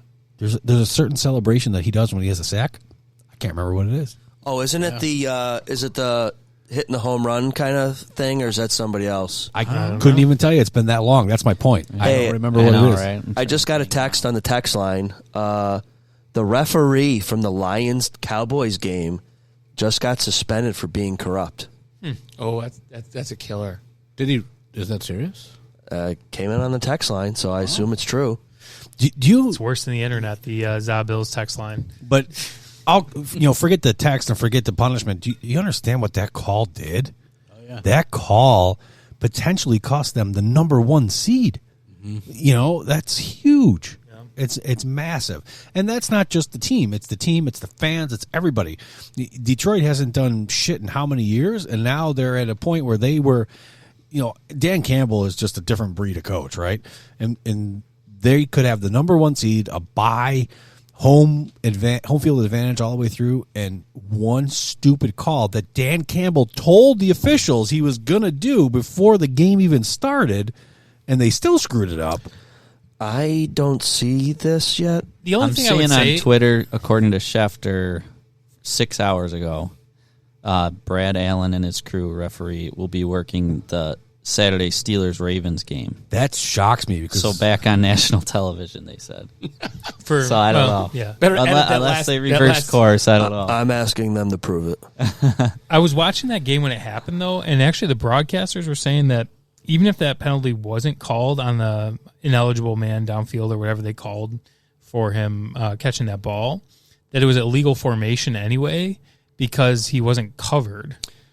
The way I understood it was that gamesmanship, they sent a couple of linemen to go talk to the referees because they were going to make one eligible. The one guy who caught the ball, the bottom line is you can't have 2 linemen be eligible. You can only ever have 1. So it looked like it sounded like Detroit just effed it up. They just screwed it up a little bit. Right. They try to over. You still had 3 opportunities. But they gave you another. But that's not what happened, Sean. They both went to the ref. They did that on purpose. Right, They right, did right, that on right. purpose, but only one declared. Yes. That's it. And the coach told him that's what's going to happen. I know. So watch for it. I know. Can I change the subject real quick? Real quick. Hold on. Dennis is No. Dennis has got to take Yes, off. Can you Kelly. give us your pick? Yeah, absolutely. 27-19 Bills. High five, bro. It's gonna be a good day. Yes, sir. High five, bro. Danny, See you later. thank you, Dennis, sir. go Bills. Happy New Yeah, Year. Dennis. Go And Bills. we'll see you very soon. Yep, absolutely. Go Bills. Alrighty. Go Bills. See ya. Continue on, Mike. No, wait. Are we done? Are you done beating me up? No. Yeah, No. we're good. No more Detroit Lions talk. All right, Dennis. Thanks. See you, Later, dude. man. All right. So, unrelated subject. The Pat McAfee show. It's got, is it AJ Hawk? Pat McAfee. AJ Hawk, AJ Ohio Hawk. State, Green Bay. And he supposedly has paid Aaron Rodgers to be a regular guest on the show. Yeah, he's down there all the time. So Aaron Rodgers is on today, and he says, "No, I am not getting into politics. I don't want to get into politics. I don't talk about politics with anybody." Za politics. Right. But according to Aaron Rodgers, the Epstein list that you guys have all heard, I'm sure, about, Jimmy Kimmel is going to be on that list. Jimmy Kimmel retweeted it. He's talking to Aaron Rodgers. Dear asshole. For the record, I've not met with, flown with, visited, or had any contact with Epstein. Nor will you find my name on any list, other than the clearly phony nonsense that soft-brained wackos like yourself can put. These guys are calling out Aaron Rodgers now, and I kind of love it because he is a tool. Yeah. Why did he say that? I have no idea. That's such a weird thing to bring up on like a sports show. He gets and the the really weirdest person. controversial Yeah. topics there. Did you see? Did you see what he called Mrs. Taylor? Kelsey? Mr. Taylor. Yeah, he called Mr. her Mr. Pfizer. Oh yeah. I heard that. That's what I thought you were going to mention. I heard that Kelsey got paid more by Pfizer than his salary this That's year true. for Kansas City. I heard that. Wow. Yep. Like he gets like $8 million from Kansas City or something. He got $10 million from Pfizer or something like that. And he's on good to be the king.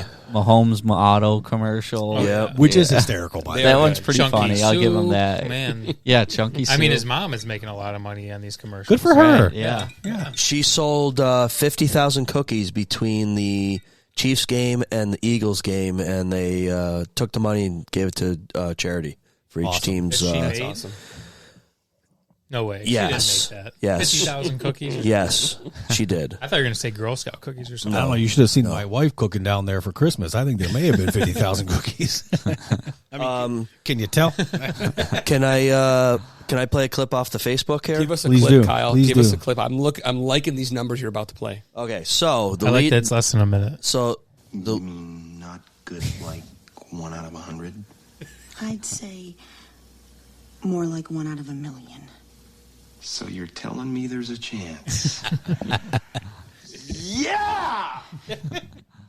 These are the odds week by week of winning the division. A month ago, Miami was the prohibitive favorite. Remember, they blew that game late against Tennessee. Buffalo has started winning, and so it comes down to week 18 in Miami. It's a battle for the division. If the Bills win, talk about a dramatic range of possibilities. If the Bills win, they win the division. They get the 2 seed. They get at least one home playoff game. But if the Bills lose next week to Miami, they could fall down out of the playoffs altogether. They would be in grave danger of that. They would need to stay in the playoffs, either a loss by Jacksonville, who's playing 5-11 Tennessee, or they would need Pittsburgh to lose to Baltimore, which seems like it could happen. But remember, Baltimore locked down the number 1 seed. Are they resting starters? How much will they be trying? Meanwhile, for Miami, win at home next week. You get the 2 seed. Lose, you got a safety net. You're still in, but you get to the number 6 seed, and that would mean now a trip to Arrowhead to play the Chiefs.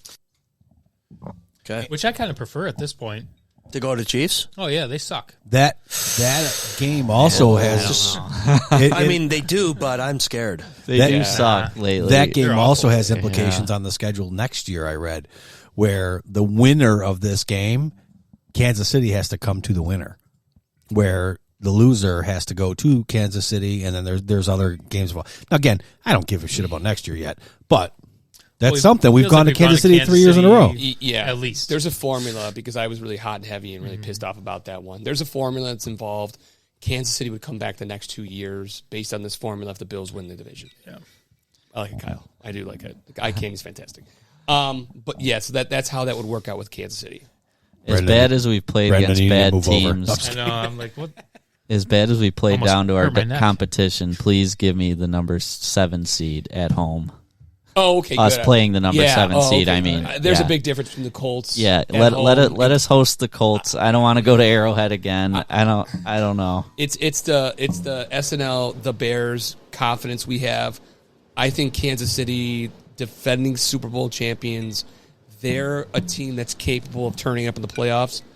I don't know if the Bills. We've never seen that with the Bills. We've never seen the Bills go another level. They've beaten crummy teams. They smacked the Patriots in the mouth Patriots a couple game, years ago. They God, got that close. was a fun game. It was a great Oh, my game. God. Yeah. They got close against Kansas City with 13 seconds, but I've never seen the Bills in the Josh Allen era all of a sudden click it up like championships teams do. And Herb, question, season ticket holder. Yeah. If the Bills do make it to the playoffs, if they do host a home game, are you going? I have a volleyball tournament with Everett out of town that weekend. I'll take Everett to the Yeah, volleyball yeah, tournament. yeah, you can. You're our Bills Bills reporter. I'll be in Chicago for that one, but I'll be All there. right, that's a tournament. You know what? I'll be there for 2 weeks from the following week when we're hosting. Let's see, I think we're going to be hosting Miami in 2 weeks after that. Hey, Herb, I have nothing The week but after respect. that. Nothing but respect. Yeah, You, yeah. you take Thanks. your kid. Yeah. Or no, we wouldn't be hosting Miami. No. We're gonna host KC actually. Oh, my God. How nice Yes, would that that be would to be eliminate KC here? You're Okay, right. we're getting way ahead of ourselves. We need to beat Miami. A little bit. Well, the awesome thing would be is Miami and KC would face off against each other if we win that game. In all likelihood, it might even be 100%. So, man, if we win that game, it just so Eliminates one of those huge. two. Yeah. Such a difference than being the 6 or 7 seed going into Arrowhead or I don't know. Going into Arrowhead or Miami, it would be one of those two. So, if we're lucky enough to even make it. All right, so I found an article on Sports Illustrated here to see, but I don't think there's a penalty listed on here for these guys or not.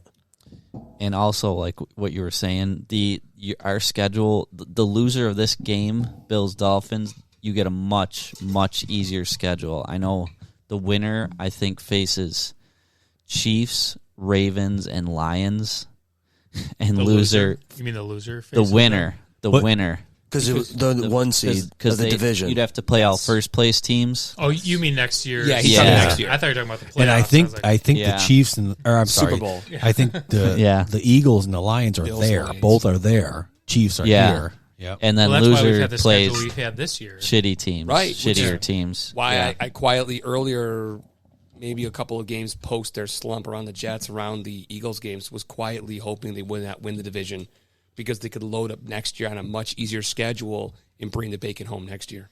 Oh, you weren't quiet about that, Sean. I'm sorry. That's definitely on record. It's, but I I'll guess still take. I'll take the harder schedule. me too. next year. I guess I Yeah. will too. Yeah, I will. Win the Super Bowl, give us the hardest. Yeah, schedule. exactly. Yeah, Bring it on, baby. Bring it on. We'll go 0-17, and I'll be happy about I'm it. perfectly fine with that.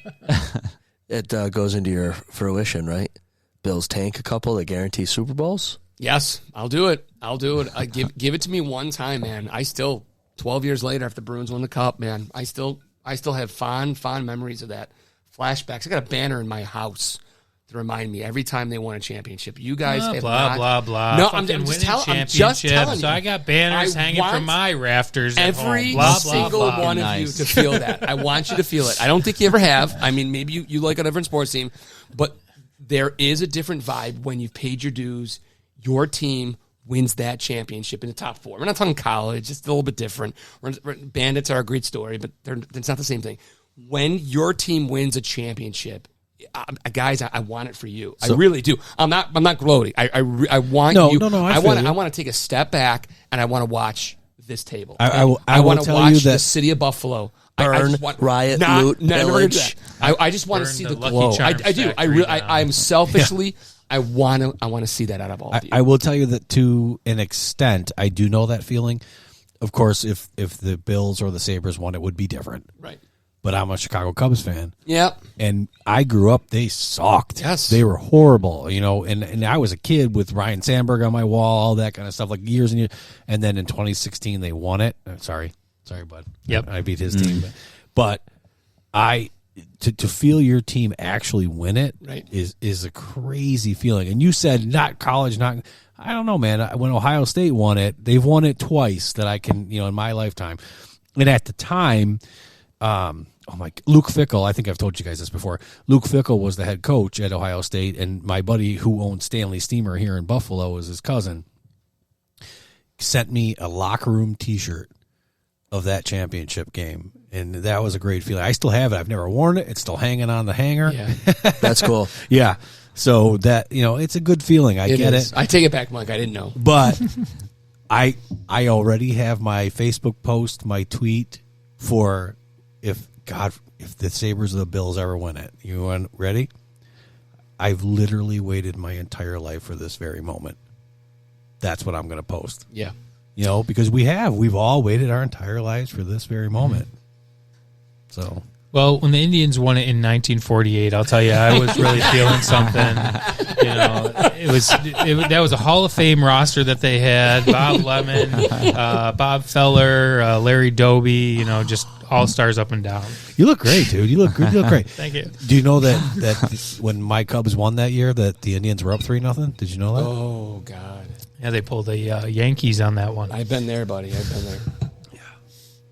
Okay, I'm done. I promise. I'm done. Non-Bills. I've said before, I as much as I didn't like it, I didn't mind it was the Cubbies. That's all right. That was a great In game, great NFL series. non-Bills news, did you see the Jets release Dalvin Cook?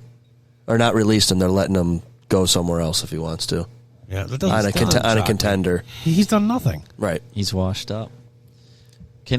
Speaking of washed up, is he running washed backs, up? Okay, you want to bring up Murray? Oh my God, he needs to be cut. Hey, let me ask you He this: needs to be not inactive. He needs to be cut. He stinks. Could the Bills let him go and then bring Cook's brother here? Have a brother combo? I mean, I take it, but I'd rather have Fournette in there. Right. I'd much rather. Fournette can catch passes. Fournette is fine. Fournette's not injured. He's not banged up. Fournette looked like fresh. he looked like he had a little bit of juice in that Chargers game. Like I don't understand what the obsession is with with Latavius. He stinks. So Well, who's he's the one making that these they choices? Was it the one they ran him on 3rd and 1 and he don't just know. basically Yeah. stood up and walked Yeah. right Yeah. into the line? Yeah. Who's making these choices?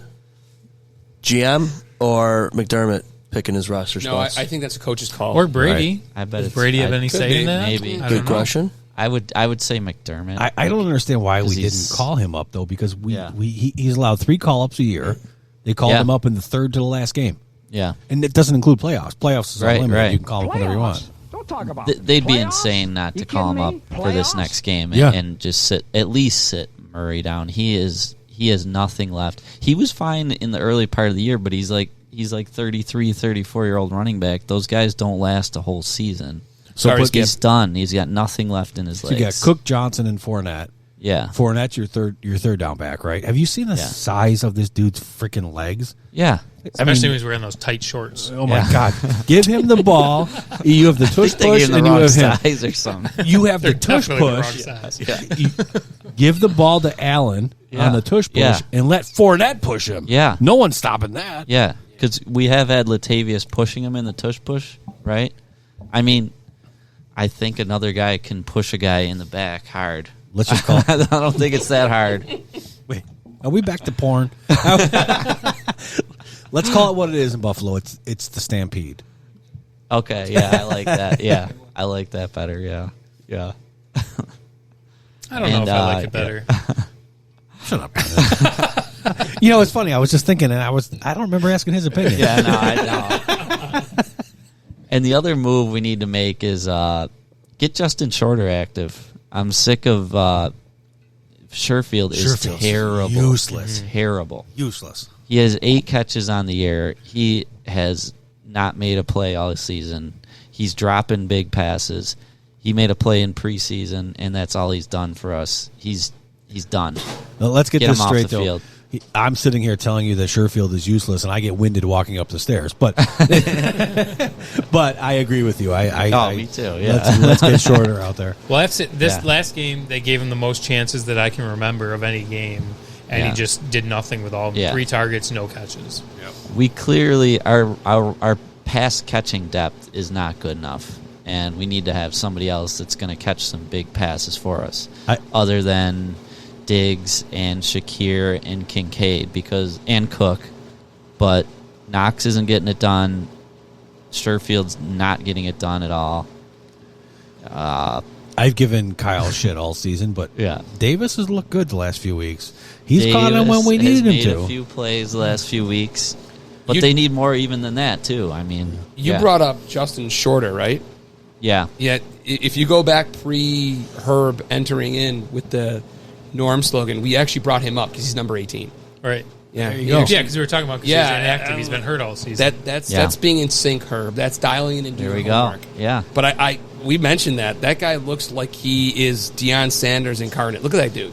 He just looks confident. For those of you who don't know Yeah. who Justin Shorter is, because this is the first time I'm hearing him. His height, weight, his Don't pedigree. read his name and think you know him because he's actually tall. Is he the 6'4", 226 Yeah, guy? Yeah, Yeah. that's him, man. I would like to see him play. Yeah. I'd like him. You know, to some extent, you wonder if they're saving these guys for the playoffs. Like, are they going to unleash the run? Kincaid, Knox, Diggs. Are they going to bring up the shorter guy, Fournette? I mean, are they saving all their chambers for? I think a big part of it is just the roster flexibility. You know, whether you're cutting guys, you don't want to cut guys just because you're calling guys up for a game or two.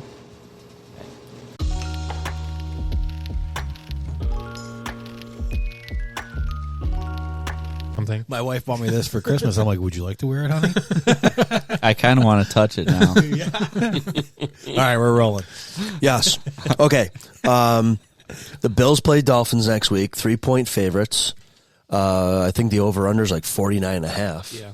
So they're calling for a barn burner ish. As they should, right? Is this going to be all offense, no defense, or someone? Is it going to be? No, not with the Buffalo defense. Mm-mm. I don't think so. I don't know if it'll be a blowout the way the first game was. Yeah, I don't think it'll be like the first game. But the Buffalo defense has played solid, and they're going to be without Waddle. And, I was just going to ask, is Waddle still out? well, we won't Sounds know, like it. They're hoping. but he's a high ankle Dude, sprain. We're hoping Oh, he's God. still out. I mean, so Yeah. so here's Because I the- heard Mostert's back. Mostert's Oh, yeah. back. So here, but okay. So you're Miami. You have a playoff spot locked up for sure, no problem. You know, right? You're going to definitely play in the playoffs, and you have Waddle and Hill, Don't talk about and playoffs. Waddle's You kidding banged me? up. Do you Playoffs? play him? yes. Do you? Yes. You want that second Yes. seed? I don't think he'll play. I think high ankle sprains, they're 6 to 8 weeks full recovery. They say they're sometimes worse than breaks, right? They're worse than breaks. Like they can cripple players. Like I mean, those are brutal. And I've actually talked with doctors about this. I'm like, why can't you just break it? Like it sounds awful, but if high ankle sprains are that bad, why don't you? You can't do it. It's a different thing. He shouldn't play. But if I'm a Miami fan, he plays because I want that number 2 seed. I get it. I know where you're coming from. We didn't talk about it, but it's kind of the same thing with the Ravens. I don't think the Ravens are going to sit everybody, but they're going to sit a lot of their key players. Right. I mean, they don't have anything to play for. Miami has something to play for. Is there something to, and this is for the Ravens really though, is there something to having your players take a full 3 weeks off? Right. If you think 3 about from weeks, the end yeah. of the last game, a week off, another week off, and another week off. Well, Harbaugh 3 weeks all off but- of game play. Harbaugh all but said they're not going to sit the whole game. Now, that being said, Harbaugh's not going to come out and say what he's thinking. He's not Right. going to tell all of us what he wants to do. But do you come out almost like a preseason mentality? Play like a quarter or Yeah, something and see what happens. let's let them play, and then let's get them out of there. Is it getting a little chippy? We're getting Lamar out because I don't need Divisional. him. Yeah. Yeah. So- I could see him playing him a quarter. or Pittsburgh's half, playing yeah. for something. Yeah, they'd probably be more afraid of the Bills in the playoffs, but they're going to want to knock the Steelers out, I would think. Well, I read that too. I Most read teams there's hate no each way other. that Baltimore wants Buffalo to be number 2, or in the playoffs, but number 2. Right. Yeah. There's no real motivation for them to actually win that game at all. Right. 0 zip zilch. Even if they hurt their punter, it's not worth it. Let them lose 42-0. Take the 2 weeks off. I understand that you definitely don't want to have Russ going into the playoffs, but man, in football, those 2 weeks off, they're a godsend. That bye is valuable. 2 weeks in a nice bath. Right. All of a right. sudden they're like new. I can't even take a cold shower. Right. Mike, did you make your pick? I have not. Well, I don't think we've made any picks, right? Besides Dennis. Are we picking? I didn't pick. Nope. We have not made picks yet. So we should make picks. For those, I don't know if you have to go, but if anybody has to go, No, we might as well. I mean, we'll, I'm sure, revert back to something with the Bills when our after hours section. our bullshit segment. I love that part. I listened to the Bills After Dark. Oh, that's good. I listened to that episode the other day. I started going back and listening to episodes, and when that music came on and you said that, I laughed hysterically. Saw Bills After Dark. I was like, oh my God, that was great. That's great. That was funny. Blackout, you ready to go first? I'm going to put you Sure. on the spot. Yeah. All right. Let's see how ridiculous your pick is this week. Hey, I'm 4-0 so far. Just the scores are never close. He's right. He's undefeated. Okay, yeah, it's gonna be Bills. I gotta think on this number though. Okay. I'm gonna say, man, this is some good soft serve. the Bills are gonna move the ball. The Dolphins are gonna move the ball. I think, yeah, they're gonna move the ball. Tyreek's gonna have a big game. I'm gonna say Josh is just gonna have to play vintage Josh against the Dolphins because he usually shows up big in those games. I'm going to say Bills 34, Dolphins 26. Mike, would you like to go next? Are you ready or no? Yeah, I'm ready. So I do disagree with you on one thing. I do think the Bills will contain Hill. They did in the first game. Oh, yeah. Yeah. Will they contain him as much? I'm not sure. But I'm going to go just a very strange pick, strange number. I'm going to go Bills 31. I'm going to go the Dolphins 20. I think we win this handily, if that's a word. Comfortably. What is it, bready? What would you say? The crust, the crust. Bready, yeah. Bready crust. But I don't think it's a runaway win necessarily. I think the score, 2-score game. yeah, but it's not. The 2-score game is not going to 14, be it's indicative of the actual contest. I think it's going to be close. I think we're just going to run away a little bit with it. So I'm confident with that number. Nice. All right, we locked it in. Brandon or Sean? I'll go. I have a great streak going of picking against the Bills, so we will be taking the Dolphins this week out of stitiousness. I think there will be points scored in this game. I don't think we're going to score 48 like the first game. I think it'll likely be high 20s, early 30s. I'm going to say 32 to 29. All right, and Skip texted in, Bills 31, Dolphins 28. Yeah, I wanted to... Want me to go ahead of you for once? Yeah, Kyle, go for it, buddy. What do you like, Kyle? I like the Bills. Bills. Nope, wrong guy. I like the Bills. I think it could be a shootout. They have a grass surface, right? Yeah. It's going to be warm. There should be no excuse of cold hands and dropping balls and Right. Wearing the wrong gloves. Wearing the wrong gloves, for sure. I'm going to go Bills 34. 1. Dolphins 30. Just kidding, buddy. Pretty good, buddy. Pretty good. Pretty good. Miami is going to be... You know that show? Did you watch that show? Yeah. Curb. Curb. Yes, Larry David. Yeah. Yeah. Love it. Weather's going to be spotty. It's going to be raining. It's going to be low 70s, high 60s in Miami Sunday night. Oh, I got to change my pick. Okay. You are going to have to change mine. I wanted Brendan to go first because I did not want to steal his thunder on this one. This is I can't. Do I delete the Bills off of this? You do, yeah. I have really two thoughts on this one. I have Murder in Miami, Part 2. Don't do it, Sean. I got to do it. It's either going to be a runaway blowout. Bills are going to kill them, and this is one of those where I hope they win the coin toss and take the ball in the first quarter. And Miami's out of it by the second and third. They're just like benching players because they're in the playoffs and they know the writings on the wall. It could be another murder in Miami for Buffalo. I wrote down Buffalo heartbreak again. It's going to be a bad turnover or a bad call, and they're going to lose 20-17. And they're going to break our hearts, and they're not going to make the playoffs. Okay. Wow. I'm going to put down... Way to bring down the room, Sean. I did. Really I might as well bring it up last. I wrote that down, and I don't know. I can't get a good read, even though they've played really well for the last 4 or 5 weeks. I mean, even going back to the Eagles, they played well, the Jets well. The last really kind of you want to smack your head on the table was the Broncos, and that was almost a month and a half ago. So I'm going to put down no playoffs in that box too. Yep, I don't. It would be a godsend for them to lose that game, but then still sneak in with Jacksonville losing, which is a possibility. I think the Ravens lose to Pittsburgh. It's a Murder in Miami sequel, or they're gonna get hosed, and we're gonna be just smashing microphones next week. I hope not, because Empire Tow and Recovery bought these. Yeah, they won't pay for them. They won't pay for it. They'll have to tow them away. I think that as long as... Oh, that's me.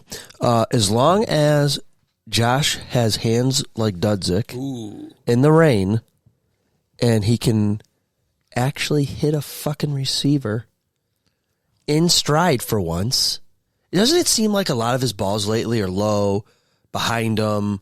You know, it's not like he's hitting the mark anymore. 17 and 18, Josh.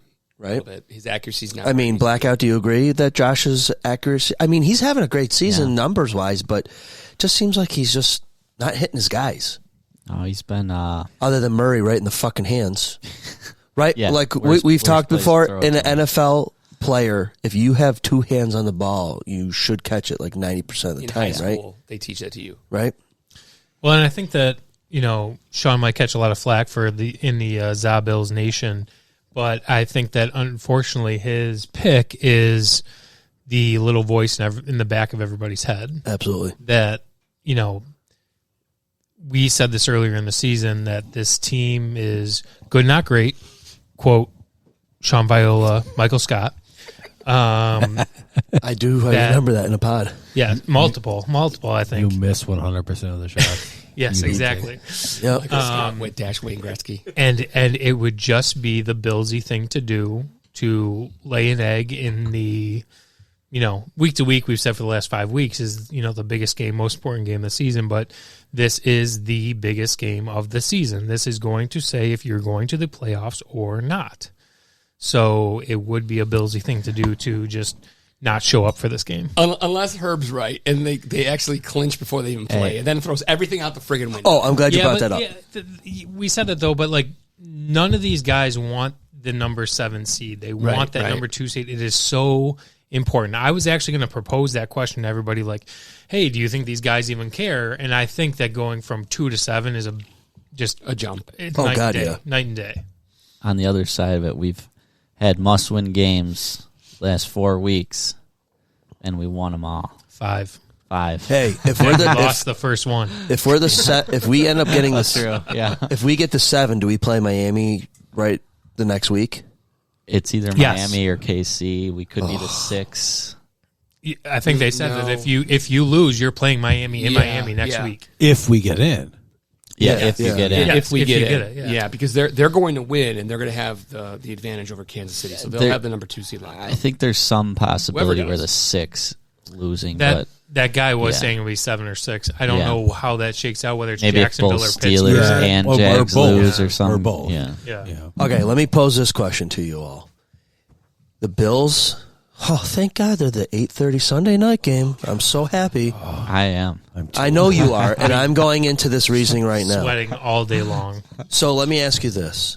Is it better for fans and the Bills to sit around and watch these games, whatever the outcomes may be? Are the Bills better off knowing going into their game what needs to be done, or if the Bills are first, you just fucking win and you don't have to worry about anything? I'd rather they not know, personally. Yep, I agree. And I think that McDermott thought that, too, because I think it was all over the news that he didn't want He turned Miami off the one games. thing off the scoreboard. in the whole stadium. Yeah. So, not that at halftime they probably didn't check and see what was going on, but I'd rather know for my mental health. Really? So, but I don't know if the Bills would rather know. Well, let's just put it this way. If those teams don't lose and the Bills have to win, wouldn't that terrifying? Exactly. I don't want that. I don't want that's going to be so freaking the pressure that not only gets put on us and the players. But I like that for the Bills players. Listen, Right. Oh, Not you for do. the fans. Yeah. Will for the they fans. step up? Right. Will they I agree step with up? Brendan. Listen, though, the last several weeks we've heard the narrative, right? Every game is a playoff game. Every game is a playoff game. This is a playoff game. Mm-hmm. Oh, we absolutely. have to win. Yep. So in most playoffs, right, unless you're number 1 seed, in most playoffs you have to win 4 games to win the Super Bowl? Right. 3 or If 4. you got the number Three, one, if you got the number number 1 one seed, it's three, only 3. if not 4. So we are in the playoffs and we have to win 5. Yeah, Period. this is the playoffs. And that doesn't include what we've won already. We have to win 5 starting now. And just so you guys know, my wife, who is a very, much like yours, Sean, she's an intelligent football fan. She knows what she's talking about. She thinks it's going to be a close game. She calls the Bills 2017. Oh, Kelly's going on the spreadsheet. Whoa. She doesn't have to go on the spreadsheet, but she's calling 2017. Okay. So, Gentlemen, I have to run. I am hoping that we know the outcome before Sunday. I think it would make the game much more fun from a Bills fan standpoint. Oh, yeah. If I'm thinking less stressful. less stressful, I think it would be more of a celebratory one. I'm hoping to continue this going forward. The podcast certainly it's just gonna be a dagger in the heart. We don't want to considering- be talking about the Bruins hockey season for the next 3 weeks. No. No. No, I Absolutely no, not. He won't be allowed on. I think the aftermath. He knows. Like, when we look back at the season, that will be fun regardless, because we'll have a lot of fodder for that one. But hey man, win and go home. That's the name of the game. Let me add one more thing before you leave. She just added the Bills won't score a point in the first quarter. Still win. That might be the most. That might be the most realistic prediction so far. All right, Sean, go Bills. See you, Sean. Enjoy. Are we gonna do a Zob Bills playoff watch party for this Sunday night thing? I think I told you, if they have it locked up, I'll be here for it, because I don't think anyone's going to work on Monday regardless. I'll be going to I work. I can do it, to be honest with you. If it's still all or nothing, I think I don't know. I think I mess. I might smash a microphone if it's here. I'm going to be a mess if it's playoffs or no playoffs with that game. I can't watch it around other people. All right. Shot up, watch your cup. All right. No, it's done, Brendan. All right. See you, Sean. All right. So she says no first quarter points, but still pull off a win. Yep. And she's pretty good. She knows what she's talking about. I like that. Makes sense, because it takes the Bills about 15 to 25 minutes to adjust to a team anyway. I don't know if you were here for this one, but my mother-in-law was former captain of the Jills. Oh yeah, nice. She'll kill me, but there's a picture around me around somewhere. I didn't save it. Joe Namath. Oh, back in the 70s. So my wife in her Jill's uniform. No. This was an after party. Back in the day, they all partied together. Now it's forbidden. Right. Well, of course, there's no Jills anymore anyway. Yeah. But my point is that my wife is not. She's an intelligent fan. She knows. She reads coverages. She knows when they're going to blitz. She knows. She calls it out, like all that kind of stuff. So when she says no points in the first quarter, we'll see. Yeah. What are you predicting for Kincaid? Touchdown? Of course. All right. Money's already spent. I've been right once. How many does he have this year? Was it? I don't know. 3? I know he has one because that smile on his face. I remember that the first one. Yeah. I don't know what he's got since. Yeah. Does he only have one? I heard though, as far as yes. as far as like receptions or receiving yards or something, he's like the number 4 tight end in the league or something like that. Well, I do know that he surpassed Sammy Watkins this weekend with the number of receptions by a Bills rookie. Good. Oh yeah, they were talking about that. Yeah. I never liked Sammy Watkins anyway. Speaking of cool stats, what did you think about Diggs become the youngest player to hit 800 receptions in a career? That's cool. That was surprising to me. That's great. Win a game. Okay. Let's win against Miami. Based off of Wikipedia, take it for what it's worth, career NFL statistics as of Week 17, 2023 for Dalton Kincaid, 66 catches, 589 yards, and 2 TDs. Okay, so he has 2. Yes. I remember the first one because the smile on his face. You can't forget that. Mm-hmm. Dose. He has more Q guards than he has touchdowns. Yeah, this on ESPN says he's tied for 105th in Bills history in touchdowns. Listen, 105th. You can stat me all day long. There's one stat that matters. The Dubs? The Dubs. And we need that Sunday. We win, it dictates literally everything. Oh, right? yeah. I am fearful that the Bills are not going to be ready for this. If you're not ready for this game, I don't know what game you're ready for. If they're not ready for this game, then they don't deserve to be there anyway. Yep. Yeah. Yep. Okay, so if they don't score any points in the first quarter, would you consider that they're not ready for this? Yes. I need to watch that first quarter. And why I say that is because if they don't score with all these 3 and outs and punts, yes, 100%. If there's some fluke and they, I don't want to say it, but Josh throws a pick or, your buddy Murray fumbles the ball, whatever. He better not be out there. If he fumbles on He the shouldn't one. be out there at all in the first quarter. Yeah. But if we are 3 and outs constantly, 100%. Well, actually, that reminds me of that last year against the Chiefs. We threw a red zone pick. We had a real great drive, and then the Chiefs came down and they threw a red zone pick against us. Oh, I remember that, yeah. And that game might have been 0-0 or 3-0 after the first quarter, so that would be a little all right. I'd be okay with that. be better than like you're saying, if you have 3 punts in the first quarter, that would be a rough feeling. Again, for the third time this podcast season, we never want to celebrate punts. If Sam Martin can drop, what, 6? 6 inside the 20, that's great. I don't give a shit. We have to score points, period. If he is your Especially best this Miami. offensive player, that's a problem. Yeah. You can't. You can do that against the Patriots or the Chargers, maybe, but not. You can't get away with that against the Dolphins. I'm going to beat a dead horse. The McDermott 4th and 1, call the timeout, all that stuff. Hate it. Have we faked one yet? No. I don't think so. I said You mean a punt? Like a fake Yeah. punt? Oh, no. I said to Kelly this weekend. Oh, fake punt or the play where he No, draws you off a- and he actually runs the play? a fake punt. So, Oh, God, no. So we do that. It worked once. You guys remember when it worked once? Brian Mormon? No. I think I'm talking about that. Okay, let's back up. The 4th and 1 where we try and draw him offside and call the timeout, whatever. Yep. It worked once. I think it was this year. I want to say it was against the Jets, the first game that we ended up losing anyway. That play where Knox went under center and their defensive lineman dove over the line. That's familiar. It probably did happen the first game because we've been trying it the entire season and it has not hurt. Because it was scouted. That's my point. Yeah. So don't do it again.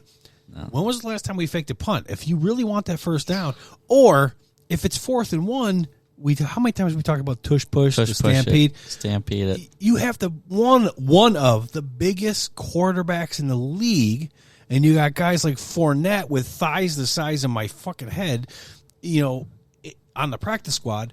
You need 1 yard. If you can't get 1 yard, turn it over.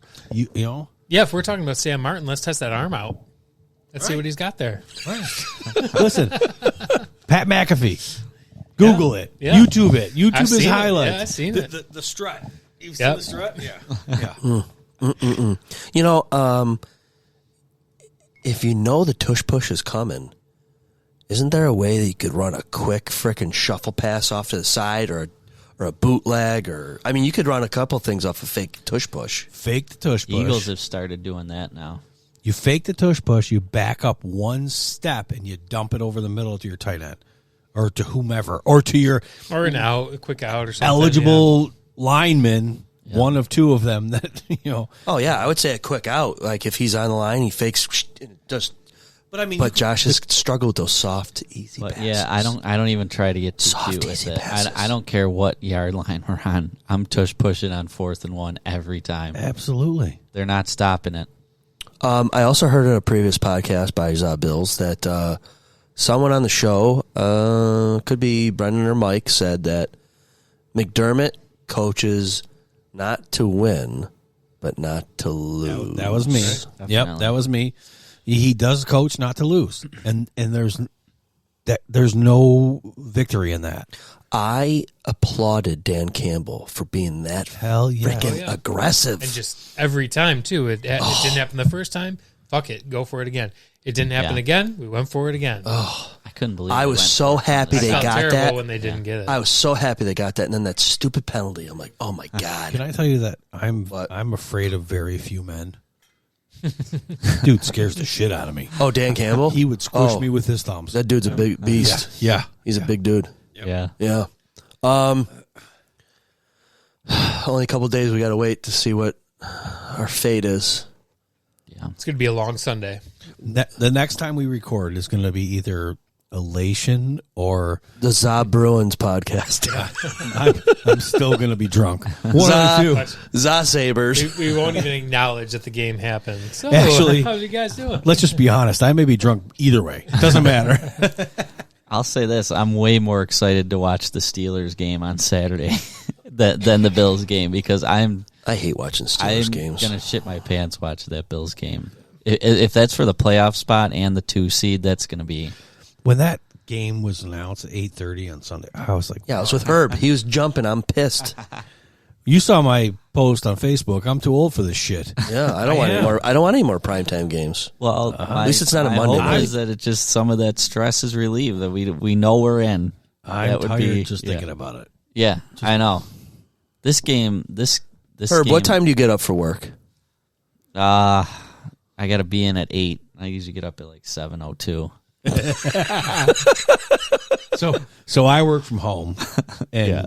my guys, I have them start at 8 to 4:30. I usually get up at like 7:58. Yeah. My alarm goes Yeah. off. I walk upstairs. I hit the coffee pot, brush my teeth, and I sit at my computer. Yeah. Oh yeah. See, I work from home one day a week. Same thing. 7:58, 7:59. You know. Man, I worked from home. I've worked from home for 20 years before Damn. COVID. Yeah.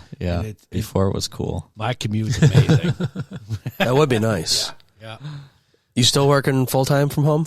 For the most part, yeah. I go in the office maybe like 3-4 days a month, Oh man, but it's nice. Nice. Unfortunately, I'm up quite a bit before I have to be on, just getting the kids ready to go, getting the Sometimes kids me on the too. bus and everything. Like tomorrow morning, I'm on stepdaughter drive to school duty. It's 45 minutes away. So, yeah, without giving companies, what industry are you in again? The casino gaming industry. Okay, I'm in insurance. So, yeah. I just work at home. Yeah, I love it. I mean, Yeah. still productive and still get to, be as flexible as I can to drag my kids around all their sporting events and all that. Uber. Yeah. I'm telling you, I think we should get the kids Uber service. Yep. Background checks on all the drivers. They come to your house. They take one kid to practice. They pick them up. They bring them home. They get another kid. What Yeah. you're describing is called parents. But how This is for when the parents today- don't want to do it. They want to pay Today somebody I'm else walking to do the it. dog. I'm walking my dog today, and I see Kyle, and he's like, "Yep, going to swim practice. Pick somebody." Yeah, I'm just saying, like, if No, you were I a get single parent and you can't be in two places at the same time, it could be helpful. Or you're outnumbered with children. Like, Yeah. I got you. You guys, It's a great idea. It Yeah, really I'm all is. for it. So we have, between my wife and I, we have 5 kids. 4 of them have their licenses and a car. So we spend all of our time driving the Driving fifth the one one. around. And she's almost 17. I'm like, girl, you got to get your license right now, So I've been trying to make her drive as much as possible because then we're done. Yeah. You can't recruit Nice. any of the other ones to drive her around or what? No. They all have their own thing. One has a girlfriend. He's off with his girlfriend all the time. One lives in Pittsburgh, so she's not helping at all. The other 2 are off they're doing their own thing. So it's us. And I love my wife. She's beautiful. She cannot teach my kids how to drive. Any of the kids. Her daughter is like, hey, it's a long story. I'll explain it in another podcast. They call me Uncle Bob. It's a long thing. Uncle Bob, you're teaching me how to drive. I will not learn from her. I was hoping her when you daughter. said that, I was hoping you were going to say Uncle Buck. I know. I thought Well, that you were the saying funny same. part is their friends will come in the house and they're like, "This is my Uncle Bob." And I'm like, "Well, I'm not their uncle or Bob because that would be weird." Yeah, right. And that's your mom, right? I've seen that movie. Brendan, Stepmom. what was your listener? Stuck in a what? Oh, yeah. What was your listener thing? Yeah, so if we're off Bill's talk and we're just bullshitting. Yep. So I have a... I mean, the whole thing's bullshit. Yeah, that's true. It is. In the greatest way possible. So we have a loyal listener in Cincinnati, Ohio. Oh, Yep. wow. So my buddy Brendan Collins from college, he listens. He actually works at the hospital where Damar Hamlin was rescued. Did you say in Brendan or Brendan? Brendan. Brendan? He's Brendan. he's All right. He's a DAN. DAN. Okay. What All are right. you? A Don. DON. We got Wow, a Dan I and a have that Don. wrong in my phone. But I Okay. also have him as BEEDAN. So he's Beeden. Beeden. Don't ask me what happened. I remember I told you. I said, I don't know what happened. I typed you as a Beeden. That's what you are. Yeah, okay, anyway, that's go ahead. Forever shall be. That's all You right. are Beeden. Go ahead. Yep. So, we were kind of talking, and he's like, "Oh, I'm listening to the podcast and whatever." He's like, "You know what you should do? Just because of the drinking segment." He said you should. Brendan's drinking segment. Isn't that the whole show? I know. He said, you should do a alcoholic beverage that is synonymous or popular with the city that the team is playing in. if there is such a thing. So he said, I think like he said a couple examples, like I guess this Malort is popular in Chicago. He's like, and you could do foods too if you want to do like the Skyline chili or something or whatever. Go back. I mean, to it's booze. pizza. And then he was talking about Miami. He's like, oh, you could do mojito, you could do rum. He's like cocaine, whatever's big in Miami. So just some feedback and ideas from the Zabills Nation. Hey, let's Brendan. Thank you. Yeah. No, that's Brendan right there. Brandon or Brendan. Thank you so much for being a listener in Cincinnati. Yeah, Good shout out. suggestion. WKRP. So Brendan, right? Yep. I have a suggestion. You text Brendan. No. Switch that. Reverse Okay, it. whatever. You know what I'm talking about. And tell him what we should drink the next time. We'll do it. Okay. Yeah. Well, we're going to be the Miami review. I mean, for Miami, he so- said mojitos or a rum drink or something. I would drink those, boys. I would drink those. I'll tell you, I'm a mojito guy. Are you? Well, I'm a margarita guy. are you going to make the mojitos? If you make them, I'll drink them. That's the problem. Pre-made mojitos. They sell them in a can, don't Do you they? like Captain? They sell everything in a can now. Oh, yeah. I like Captain. Yeah. So we'll do Captain and ginger ale, and that's our Buffalo mojito. It's not a mojito sure. even close, but Yeah, we could do that. What's We'll throw a mint leaf in it. So if Miami would be like a margarita or a mojito or sex on a beach or whatever those Or drinks stripper? are called, yeah. Hold on. Well, what you could do, too. somebody calling? I just got a text on the text line. Somebody will make mojitos or margs. All right, that's all set. Oh. All right. Upstairs mojitos? All right, I love that. Alicia, you're the real MVP. Wow. The other thing you could do, and I know there's some beer drinkers on the panel. You could do like a beer from the area too. So like thinking of New England, you could do Sam Adams Adams. is an easy Sure, thing, sure. So what would Buffalo be? Your Just cousin Labatt's from product? Boston. Labatt's? No, you'd have to do a local Yeah, Buffalo. Resurgence or we- Big Ditch Thin or Man. something. Big Ditch. Yeah. A Big Ditch hay burner. Mm-hmm. Ooh, the last time I gotta drank. be careful with hay burners. So let me I'll tell you a drink hay real. burners. So we went. The only Bills game I went to this year was the Tampa Bay game on Thursday night, and we get there, and my wife's coworkers are there, and they're shotgunning beers, my wife included, having a great time. She's hammered. I'm like, all right, babe, you know what? I will drive home. We're fine.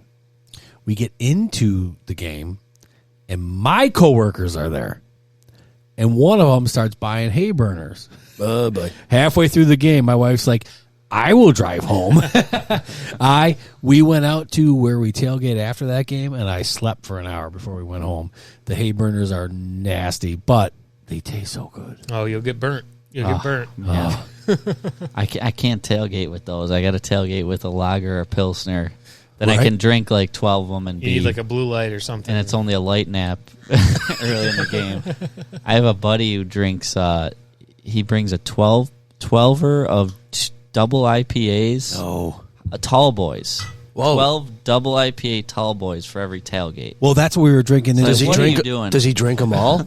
Herb? Yeah, He drinks them all. yeah. That's what we were drinking in I the would game. I would the make hay it in burners. the game. I don't We know how were he drinking does the it. tall boy hay burners. Yeah. Yeah, when they started Oh, selling yeah. those, I What warned are my they- brother-in-law. I said, "Hey, don't ever buy these." Because What are they possibly thinking with that crowd? Yeah.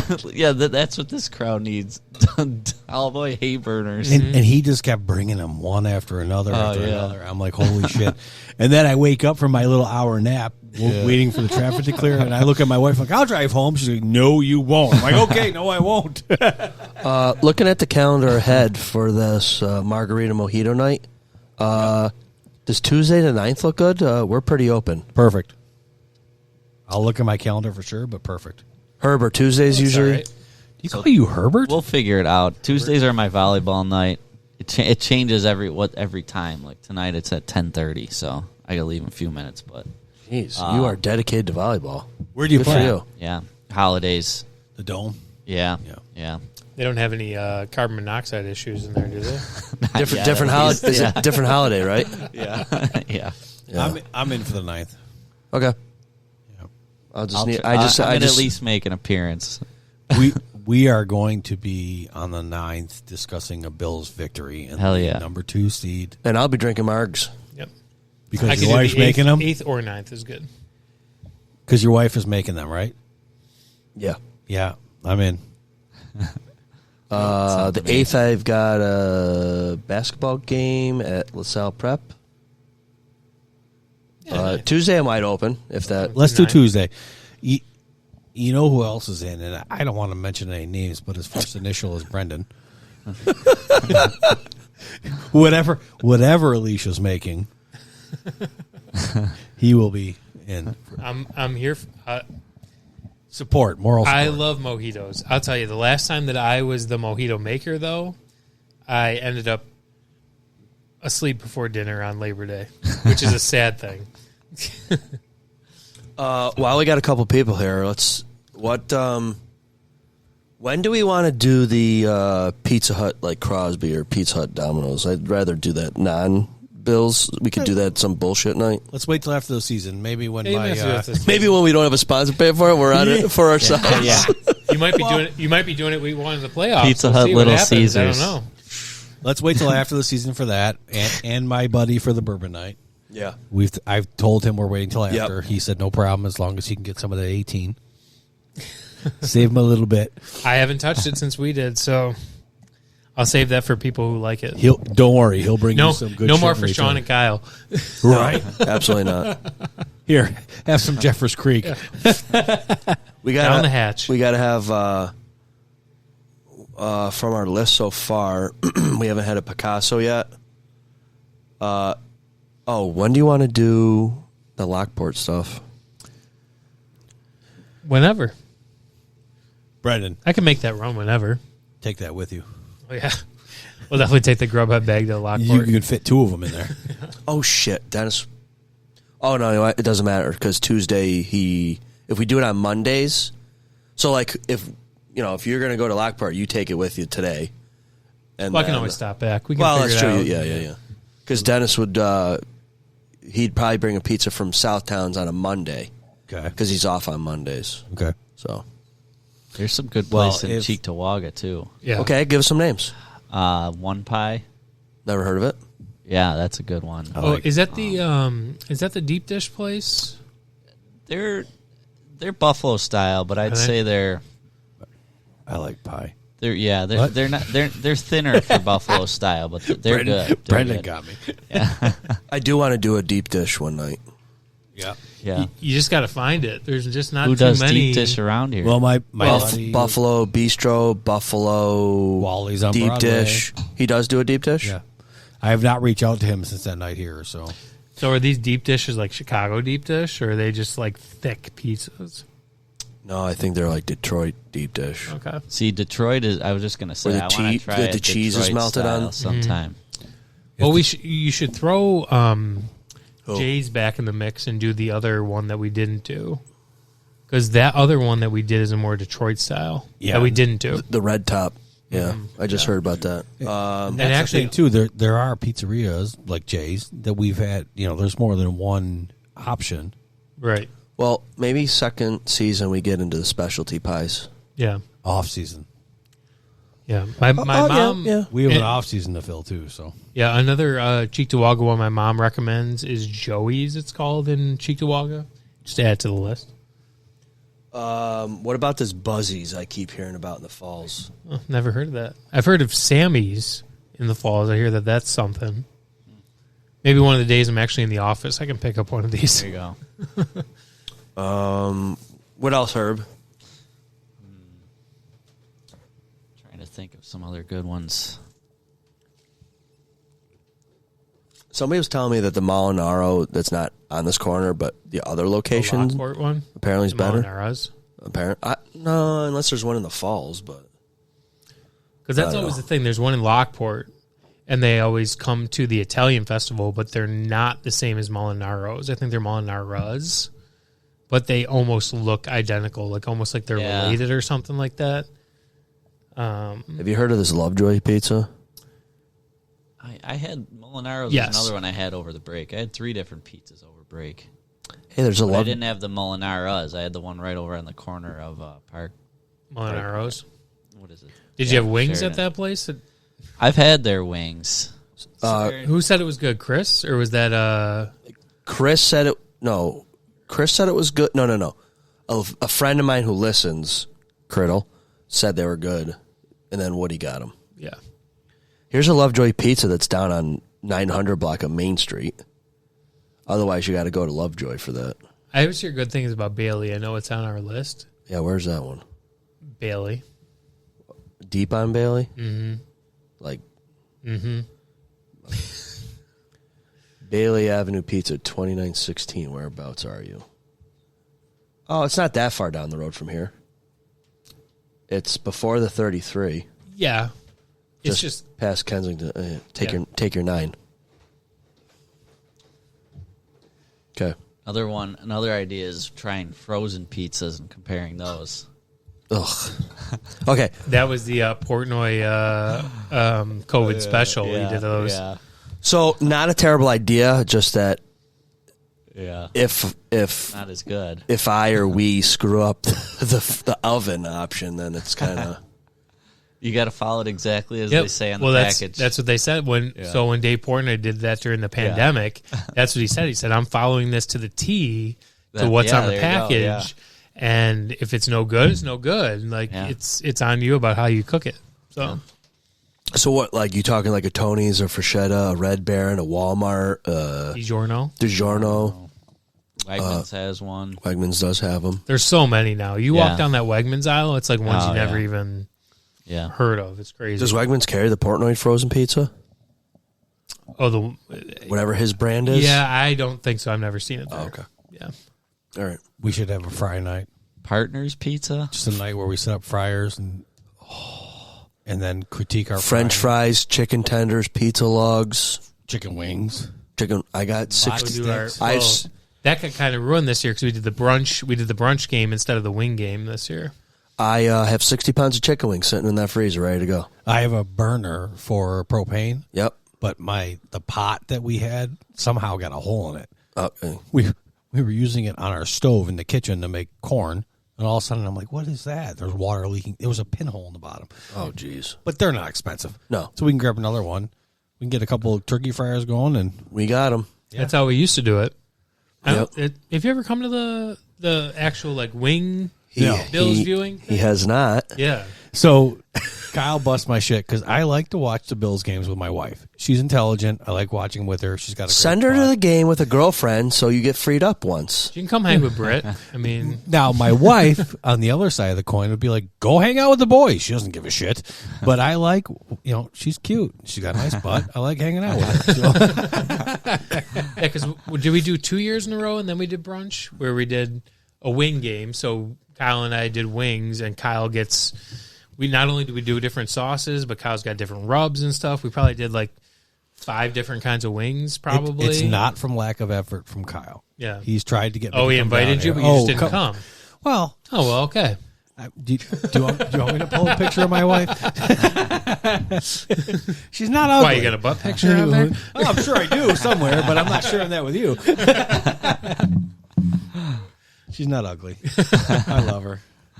We'll get you once or twice. Yeah, I'll come down because she'll send me down. All right, guys, we gotta head out. Hey, this was real. Not ugly. Not ugly. Yeah. Wow. Yeah, not ugly. I don't know how I did that. I have no clue. Well, good luck. No, only child. Good luck spiking and serving tonight. Yeah, we got this. Yeah. All righty. All right, dude. Thanks, catch you later. Good to see you, Blackout. Go Bills. Hey, sorry, I was like looking down the exact second. All right. Safe driving. All right. Good luck tonight. Is it game or practice? Game. Oh. Playoffs. We don't practice. Is this bar leagues volleyball? Yeah. Oh, okay. I didn't know that existed. You should. On some women. What? This is in a gymnasium, right? Not in the sand. No, like I think where he was saying they have like it's like a sand in a dome. It's basically like a dome, like the Brighton Golf Dome, over like sand. Oh. Yeah. Is this a place on Harlem cool. and Clinton? I'm not sure where he's going. There's a few of them. He said Holidays. Is that the one that's over on Harlem? Because there's one in Clarence, Niagara County. No, that one burned. Oh, I paid for it. Well, one less. I paid. I did. I paid $1 million for it. Now it's a Western. $1 million. So, well, we should talk about that offline. I did pay $1 million. Scratch that. Cut. 1, 2. I'll look it up real quick. Okay. I would like Harlem Road, West Seneca, Holidays Sports Bar and Volleyball. There you go. Oh, so that is the one. Yeah, it's right by Tops over there. The one in in our county Buffalo was Creek. on Transit in Lockport.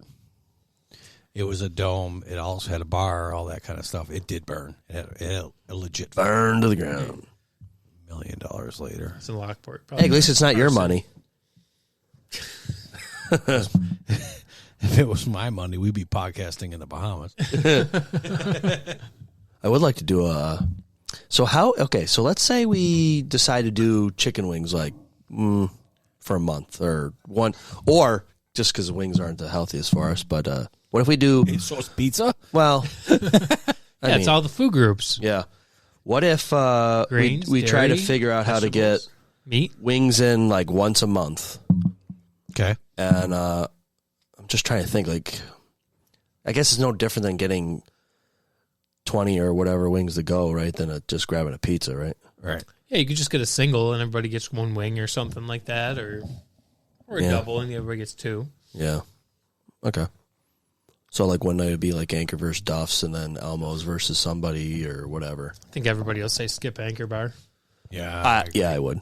I would for sure. So I have a place in North Tonawanda, Total Dive Bar. Those sometimes are the best. Cash only. Usually. You have to go, the owner is the bartender. You have to go to the bar to get your drinks. You have to go to the kitchen to order your food. Okay. It's fantastic. It's called Climax. Mm-hmm. When my girls are in town, my oldest comes in town, can we go to Climax? It's that good. And you can go there with, so the three of us, right? There's three of us left here now, Brendan, Kyle, and myself. We can go to Climax. We can get wings, fries, throw something else in. Mott sticks, $40 for all of us to eat when we're full. And then a pitcher of beer, $7. Like, that's this kind of place. And I said to the guy, how do you make money? He goes, you know what? I never have any highs. I never have any lows. I'm consistent. I'm happy. And that's what we do. Yeah. And it's perfect. Interesting. Yeah. I never heard of that place. Yep. It's on Oliver. How do you spell it? K-L-I-M-E-K-S. Climax. I would have been so far off on that spelling. Not Oh Climax, my gosh. all right, Brendan? That's where I was going. Brendan. Okay, I found it. He's on the Google Maps. 236 reviews, 4.6 stars. Pulling up the wings. Yep. Wings look good. Looks like he's got his homemade blue cheese. Mm-hmm. I think this is the owner right here. Corky. The owner's name is Corky. 685 Oliver. Yep. Did you know, I believe Oliver used to be in the Guinness Book of World Records for most bars on a single street? That would make sense to me. Maybe not now. No, back in the heyday. Yep. Yeah. So, okay, let's do this. How do we, what if we do, we could just do non-pod related, go to an actual place just to hang out, get wings, go out as a group one night, just get dinner. Yeah, we can just talk about it after or something Yeah, like that. yeah, hey, yeah, we went down. here and, yeah, okay. We also talked about a meeting to discuss after the season and all that. A business meeting. Maybe we can do that in my basement. Come down to the man cave. Okay. As long as the drinks are flowing, I will be there. I may or may not have some bourbon down there. Sign us up. The only thing I don't have is a beer tap. I have beer in the fridge. I have a beer fridge, but no beer tap. Like you need a beer tap 100%. to access it? No, I need one. I don't have one. Oh. Like But- you have kegs or you Nope, I don't. want to have a... Yes. Okay. Oh. I want I thought to. you were like, there's a keg sitting there and I just But I don't just have don't a have a tap and I tap. can't get into it. So I have a beer fridge, but we need taps. Okay. Well, you and I don't. We need bourbon taps. But Yeah. There you go. I mean, I don't shy away from a beer when it's offered, but... That's funny. All right. I also have a gym at home. If you want to lift while we're there, That's all right. you can lift with my son, my stepson. He's a brick shit house. Do you know what I don't do? That. I don't need to be intimidated. He's a good kid. Kyle, are those your new cornhole boards over there? Those Buffalo Bills cornhole boards? Those. Santa did bring those to the tree. Those are slick. Yeah, they are very slick. So we're gonna have a Friday where we have the fryers outside, and we can play cornhole. And we can play cornhole while they're cooking. Yep. I love cornhole. I have cornhole sets in my house too, but they're not that fancy. But I have them. I'm very impressed with the build quality on those. Mm-hmm. Yeah. My buddy who he's the lawyer. I told you, the Liberty Building. He had Bill's cornhole set stolen from his tailgate spot. He's the guy with the bus. And he left them out because the people next door were staying there and not paying any attention. Somebody actually stole the boards. Wow. Yep. Bunch of savages. Yeah. They're not Bills fans. Yeah, right. Anything Probably cruise the lot looking for leftover things while people are in the game. True story. Yeah. Real quick, too, before we wrap up. Did you ever notice on our recording nights that me and Brendan are the last ones left every Friday? You want to know why? Why? You're the closest. You live the closest. That is true. Well, and we're the coolest. So Yeah. that. Yeah. We've got nothing else going on. Yeah. And we don't want to go home. The lamest. Whatever. I mean, I'm the former on that one. My wife's in bed, so whatever. Yeah. Yeah. I'm okay with that. Yeah. I got the last time no, it wasn't the last time. A couple of times ago, we were here late. My wife goes, Kyle gets up early. Yeah, you do get up early. I don't have to get up early tomorrow, so this works out great because of holiday week. She hears her truck. Yeah. Kyle gets up early. Everyone hears my truck. Aren't you worried about like ruining your welcome? And then you text me about the shirt, and I sent back, "Did we ruin our welcome?" And you're like, "Don't worry about it." No ruining of welcomes here. Well, Yeah. I wonder that sometimes too because I know you have to get up early, and then usually Kyle texts us after the show or something for a little while. And I'm like, man, he's still going, and I'm like laying in bed right now. Or he's the first one to text us in the morning, Oh, and I'm like, "Holy shit!" because he's up. I hope that you guys mute your group text. Oh, I do. Okay. I mute all my texts because my girls do the same thing. My girls get up early and they'll text me and like, "Oh, this, and this." And I'm like, I don't know what you're texting me, but it's too early in the morning right now. Yeah. All right. Well, we're going to conclude this before we hit the 3-hour mark, and we're going to continue having a business meeting. So if you've made it this far into the episode, thank you so much.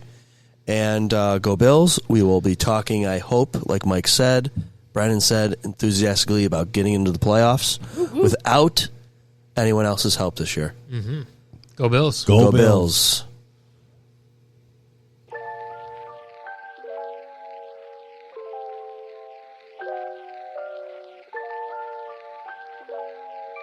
Zob Bills Podcast is a presentation of Kmart Productions, sponsored by Does It Chiropractic and Empire Towing and Recovery. Thank you for listening, and if you haven't, please follow, rate, review the show. It helps with the algorithm. Zob Bills is executively produced by me, Kyle. Executive sound engineering by yours truly, also me. All artwork executively produced by Avery and Mark Rochon. What the heck is this? All music and lighting executively produced by Kyle. That's more like it. Ladies and gentlemen, thank you for coming. Please drive carefully and arrive home safely. Good night. Yeah, baby. Yeah.